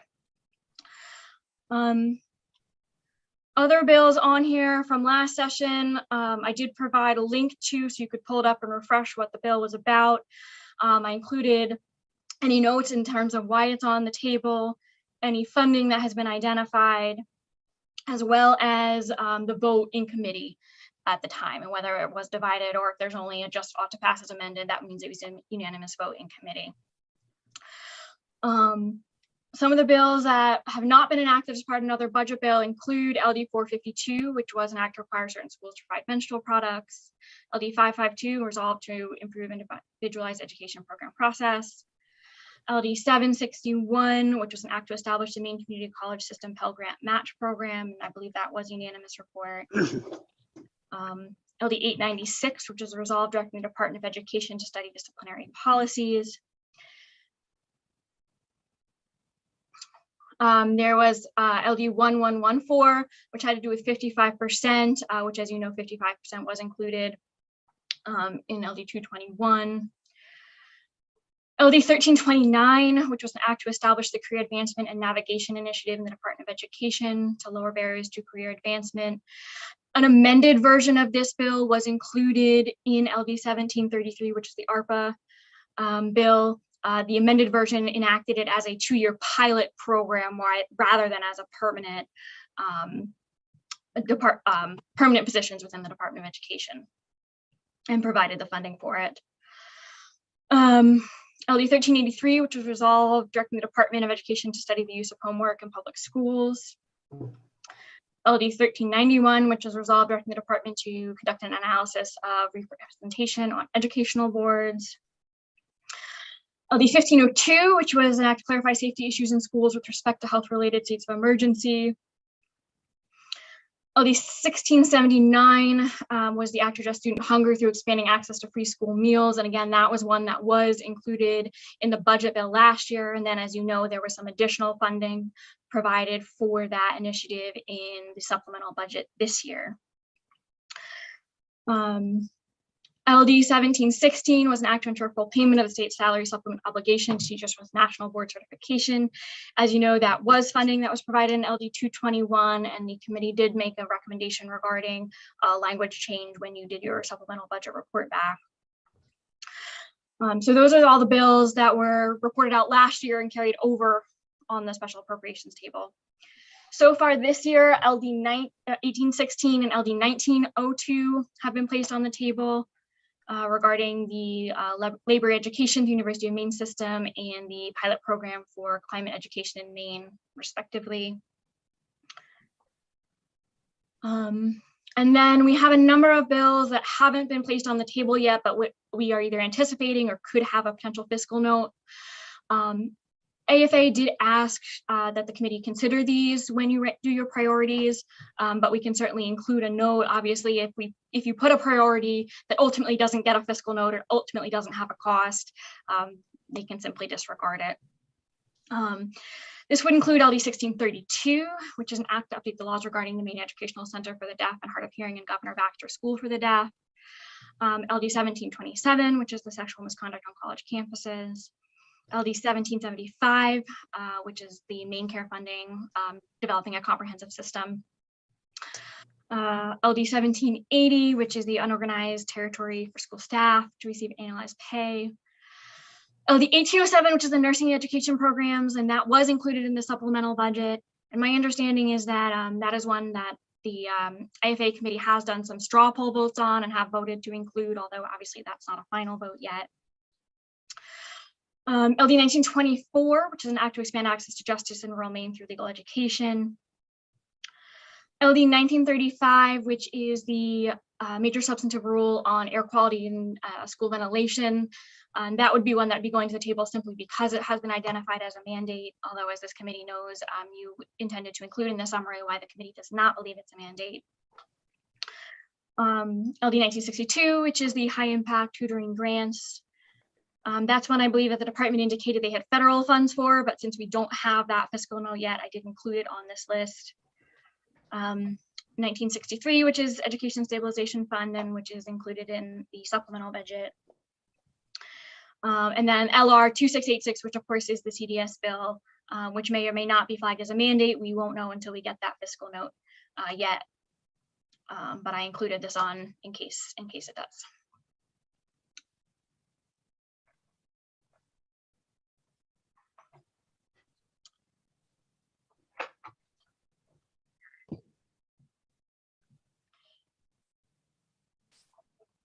I think you are muted, Senator. Thank you for that. Sorry. Representative Crockett, followed by Representative Brennan and Representative Salisbury, all have hands up. Yeah, thank you, Mr. Chair. Not sure if this will be helpful, but a few of us actually met before the hearings this morning to kind of talk about this list and prioritize. And we did identify about 7 of the bills that Hillary just went over that are either going to be covered under the supplemental budget or under another LD.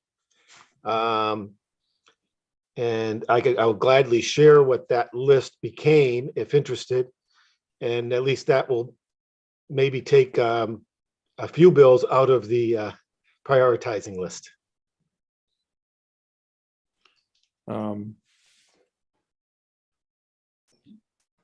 Well, if we actually go through those numbers and then Hillary can give us a heads up if it appears that funding is going to exist already or is already covered.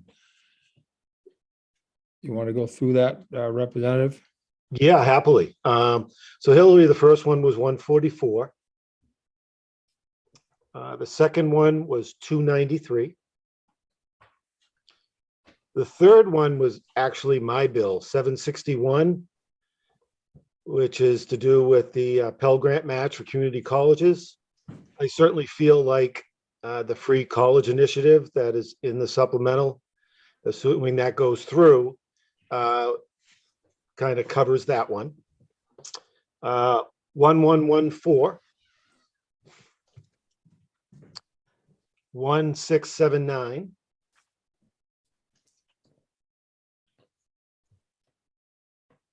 1807 and 1963.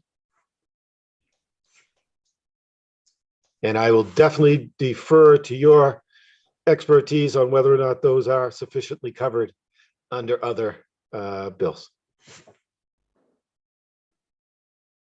Thank you. Representative Brennan, then Representative Salisbury, please. Maybe I'll defer for a second to Representative Salisbury because I have a longer question. She actually put her hand down. If I could just indulge the committee for a second, or indulge me, Hillary, could we go back to your list? You want me to screen share it? And just to follow up with what Representative Crockett just went through, if I would understand this, we really don't need to do much on 144. Is that correct? Correct. That was in last year's budget, so Correct. I think that's fair to say.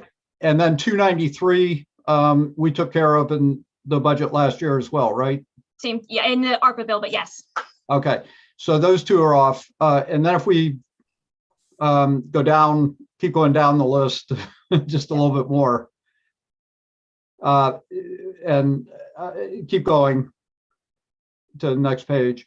Then 1114 we've already taken care of with the 55%. And then 1329 was funded last year in the budget. Sure. Yeah, the only difference with 1329 is that it was funded as a 2-year pilot program. Correct. With a report back to make permanent if you want to. So I leave it to you whether you feel that is sufficiently covered as that pilot program. Okay. And then the 1679, that was included last year in the budget and is proposed in the supplemental. Yeah. right? Yes. Okay, and then we also 1716 was addressed not only last year, but again this year in the budget, this, in our report back. The funding and in your report back, yes. Okay, and then if we scroll down the rest of the list,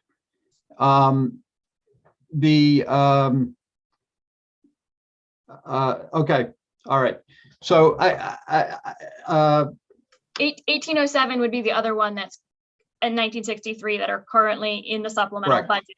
I just would, of course, note that that hasn't finally passed. So it's up to you whether you think it's important to include okay, that. and then just to be clear again on 1935, the ventilation.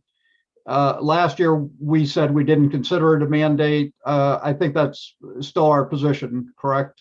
That's my understanding. Okay, and then the other ones, we still don't have fiscal notes on them at this particular point. Correct. Okay, so I probably just reiterated what Representative Crockett just did, but just so we got the list before the committee that we all have common understanding of it. And Hillary, if we then go back to everybody on the committee at this point, the question I would pose to the committee and to Representative Stearns is there are three things in play right now. There's still the supplemental budget, and we as a committee can decide at this point that we're satisfied with the report back to the committee that we already did on the supplemental budget and leave it at that. Or if we wanted to, we could still make additional highlight particular things in the budget that we'd still want the Appropriations Committee to address. So that's a question for the committee about whether or not we want to let the report that we already gave to the Appropriations Committee stand and be the end of that. Then we have all these bills that we can work through as a committee and see if we have commonality in terms of some priorities. And then lastly, there is a fairly major addition in the change package to there's a request for $3 million of funding to the Maine Development Fund to support the research and development initiatives within the university system. And you know, we're talking about priorities off the table, but I don't think there are any specific prohibitions if we wanted to talk about the change package as well. The other stuff in the change package, I know Hillary hasn't had a chance to go through it yet. Mostly are just transfers of positions and nothing of any significance, but there is this $3 million request for the, what's it called? The Maine Economic Improvement Fund. And that's the primary fund that the university uses to support research and development. So I know I kind of put a lot on the table right now, but I think probably the first two easiest questions that might be answered by the committee is whether or not we want to go back into the supplemental budget to talk about priorities or just leave what we've already presented, and whether or not we also want to include the change package in this discussion.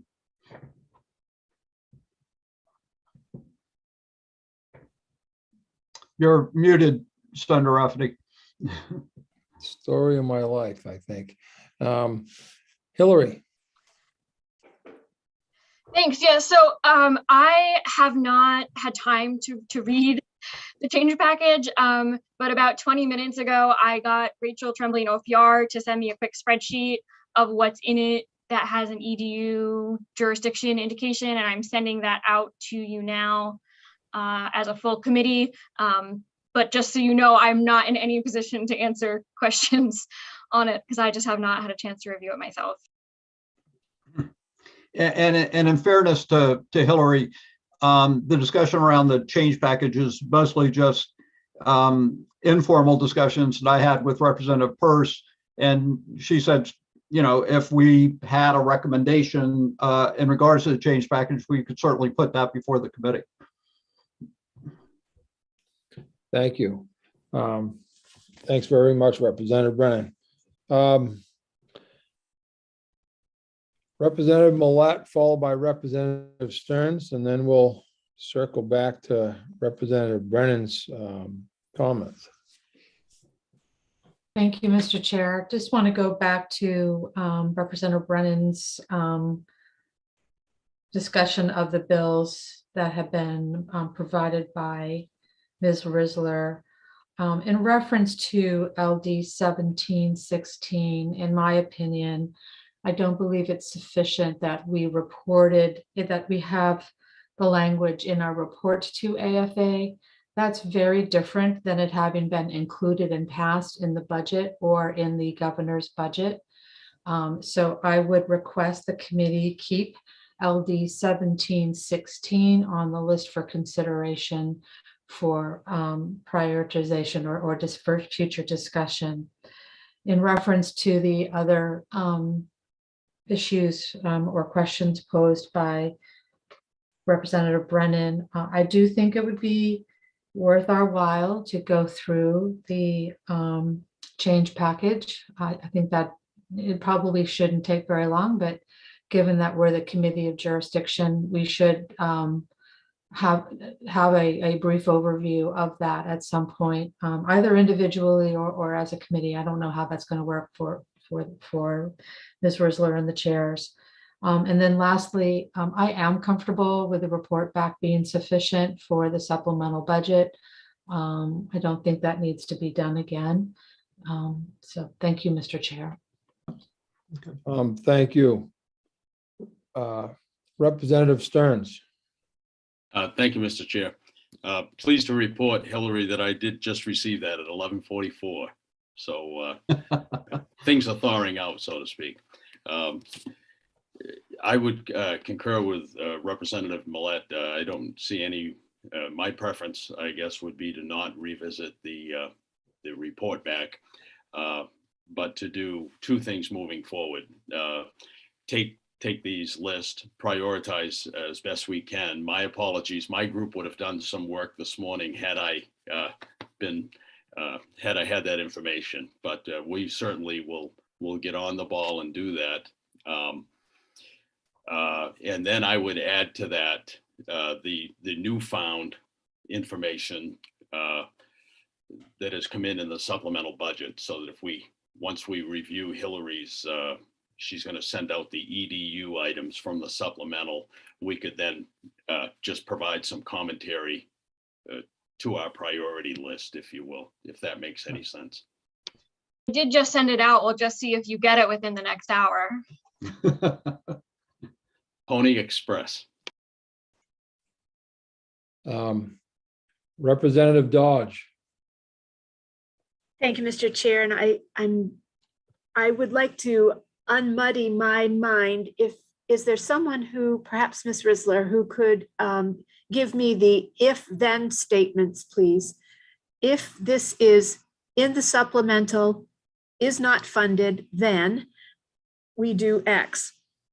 If it's in our priority list, it gets funded elsewhere, and the order in which we should do our operations so that it just flows from one to the other after those if-then statements.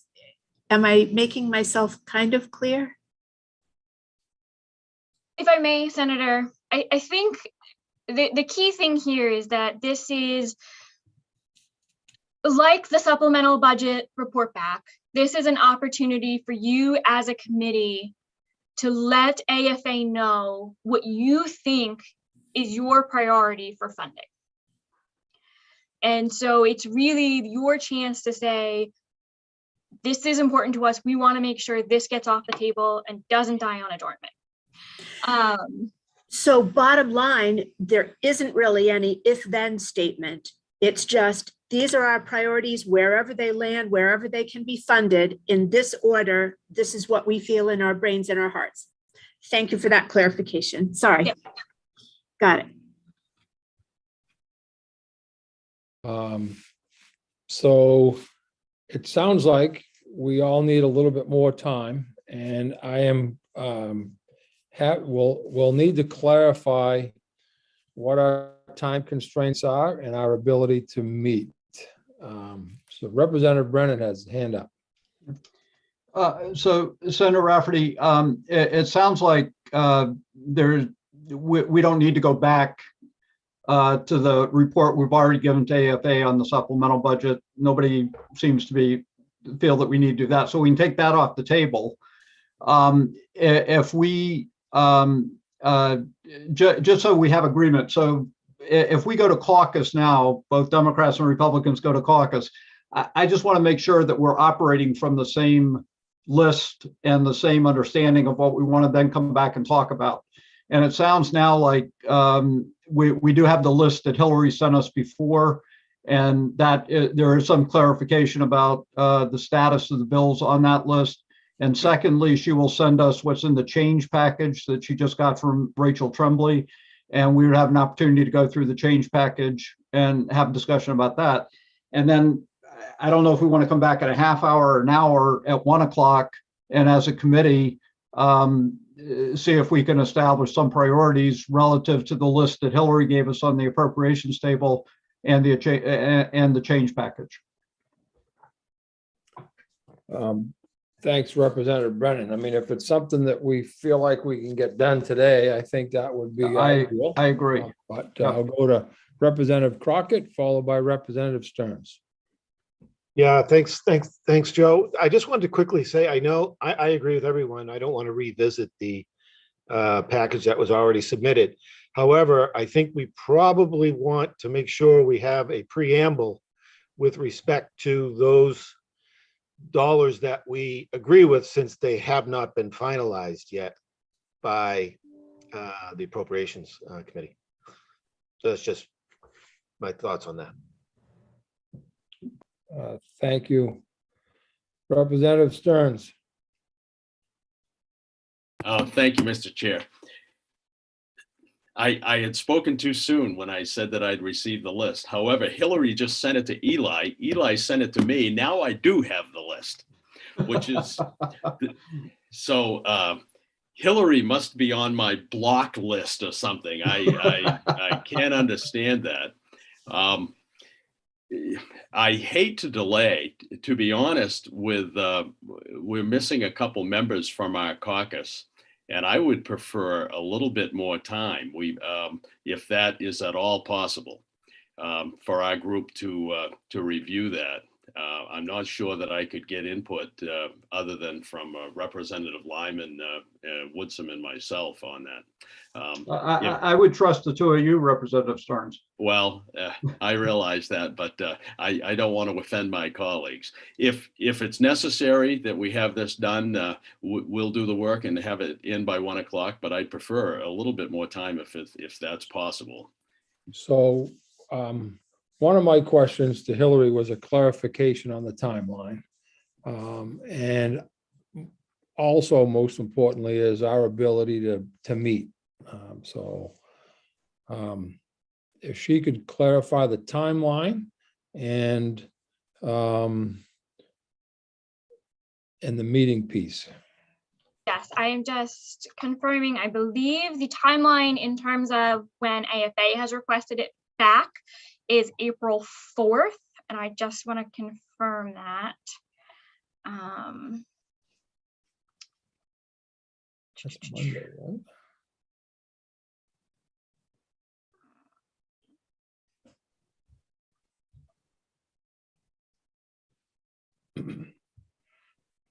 Yes, okay, so the deadline set by AFA is close of business on Monday, April 4th.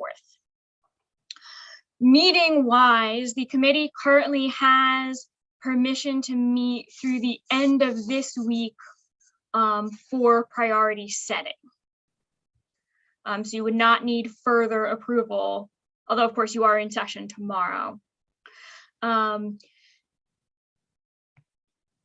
other option, so there are a couple of different ways that we could do this. If the committee wants to come together and have the big discussion and write one memo, then certainly I think the committee would need to do that in a full meeting. If the separate caucuses wanted to submit memos, that would sort of be a separate conversation, and do you need to meet again? So I would defer to you. But right now, the presiding officers did send out a memo that we can meet through the end of this week for the purpose of priority setting.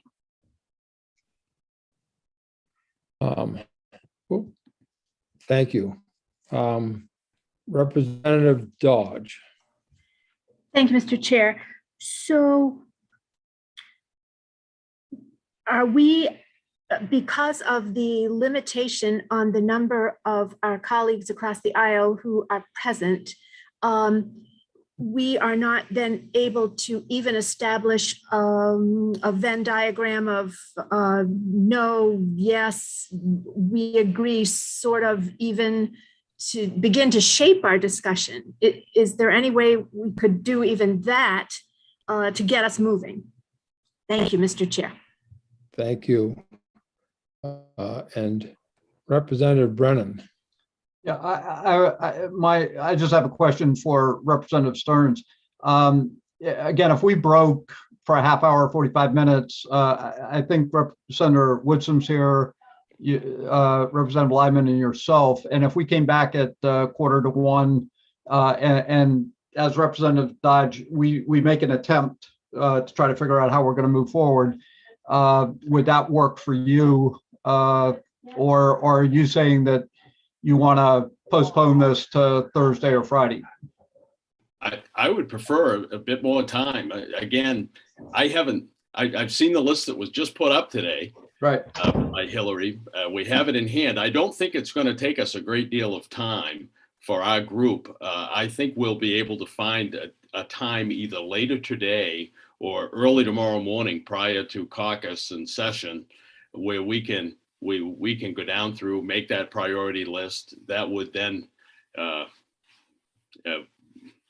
perhaps we could meet briefly tomorrow to discuss it, or take Hillary's cue and say, this is the minority caucus list, this is a majority caucus list, and allow the chairs latitude to say, these 3 or 4 seem to be on both lists, that type thing.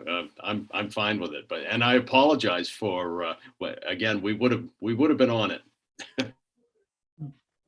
So Representative Stearns, I think tomorrow would be kind of tough just because we have session. Probably people are a little reluctant to do Friday. I know for myself, I could meet later today just to get it done today, but I can't speak for anybody else on the committee or you. If you thought we came back at 4 o'clock or 5 o'clock and we're trying to be able to get it done today. Again, if we need to do it with the 3 members that are present, we'll do it. If not, I would need to get off this Zoom, contact those folks, find out, where people are at, whether or not we could meet, and get back to you on it. So I'll suggest this. It sounds like, I believe it sounds like Representative Brennan, we could caucus today, extend that some leeway to Representative Stearns so that he gets his group together prior to tomorrow, so that you and I will have a list from both caucuses in hand and kind of go through it and pull out what's most important, and then have a conversation with Senator Woodson perhaps, and Representative Stearns, like we often do, to kind of iron out where the other things should lie. Is that agreeable? That works. That works. Okay. All right. So we should be able to have this list created by the end of the day tomorrow, and I'll try to get it to you, Hillary, before I leave the building tomorrow. If it was okay with the committee, I think that if the minority caucus creates their list, and again, we meet and get together, I don't see a reason for us to meet again as a large group to go over that. No, no, I'm not asking for that. I'm just saying that you meet tomorrow, you get your list to Representative Brennan, and because you're in the same, you're in the same chamber. And then he and I can catch up and go through it. And if we have any outstanding questions, then we can send that out to the committee. But I think that we can get this done tomorrow. That sounds perfect. As a matter of fact, we'll try to get it done today. Okay, Thanks. and Representative Stearns Whitson, just so, again, I'll just reiterate it to be clear, the two lists we're working off of is the list that Hillary sent us with the modifications that we talked about this morning and the change package. Okay. Correct. Yeah. All right. And Great. so Thank you. Thank you all. And so what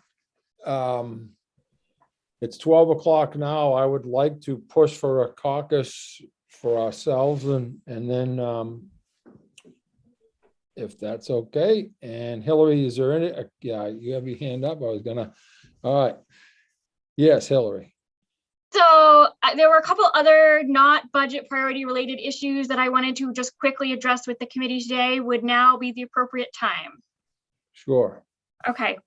So the first is I don't have official language review ready on the CDS bill yet, but I had two quick questions that came up that I wanted to get from those on the majority report confirmation that I understand your intent.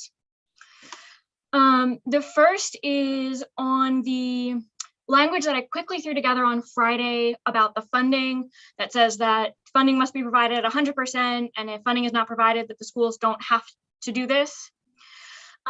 What I did not include in that language piece was the cost related to child find.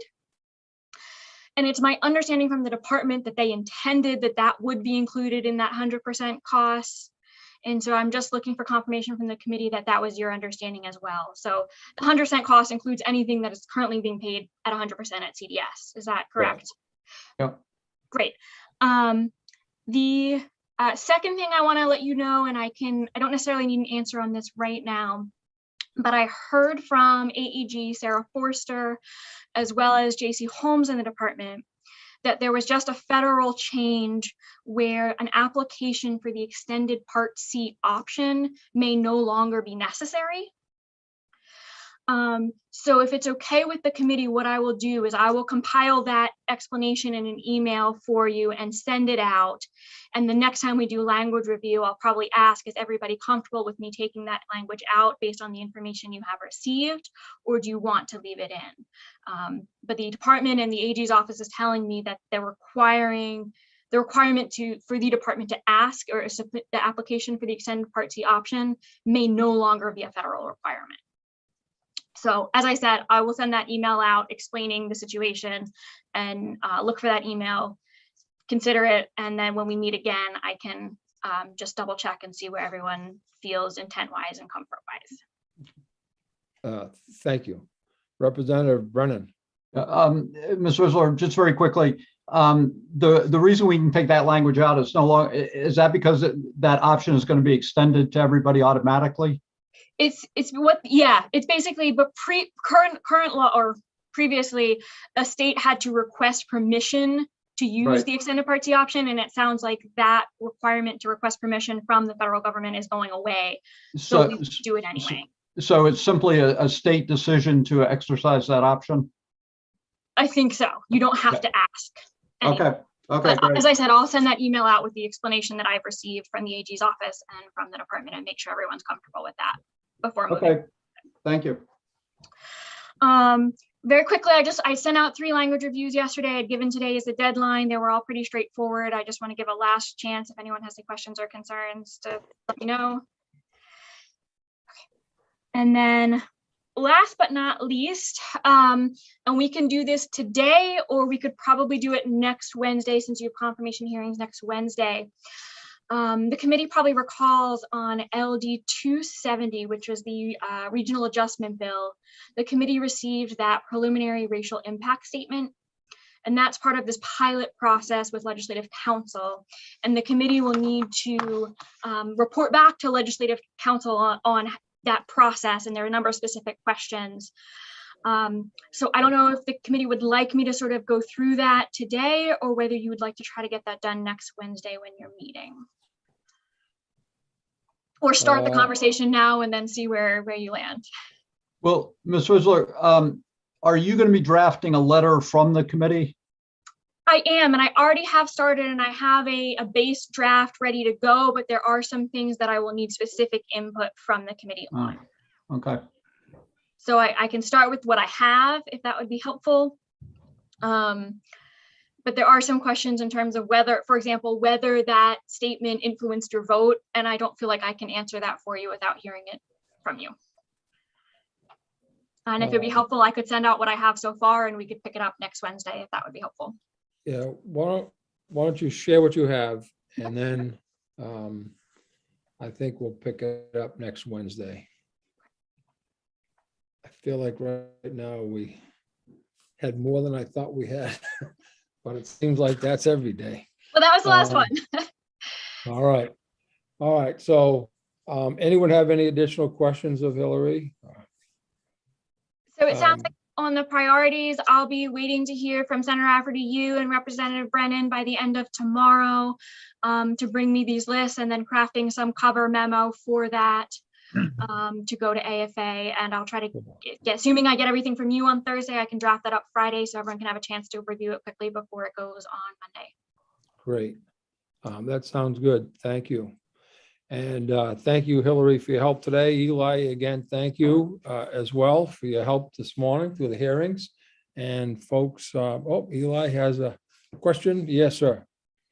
I just have one final thing once we're all finished for the chairs.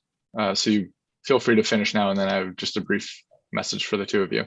All right, just want to thank you, committee members, again, for your help today. And those were very successful hearings, and to see those, listen to those confirmations, we got some great people coming on board, that's for certain. And Senator Rafferty, are we planning on caucusing, say, in 10 minutes, 15 minutes, or? I'd say it's, let's go, by the time we get off, it's 12:10. Let's go 12:30, good? 12:30. Give you something to grab a bite to eat or something. Yes, so I think that's it. Other than Representative Brennan, I think Eli needs us both for something. So thank you all. You have a good day. We'll see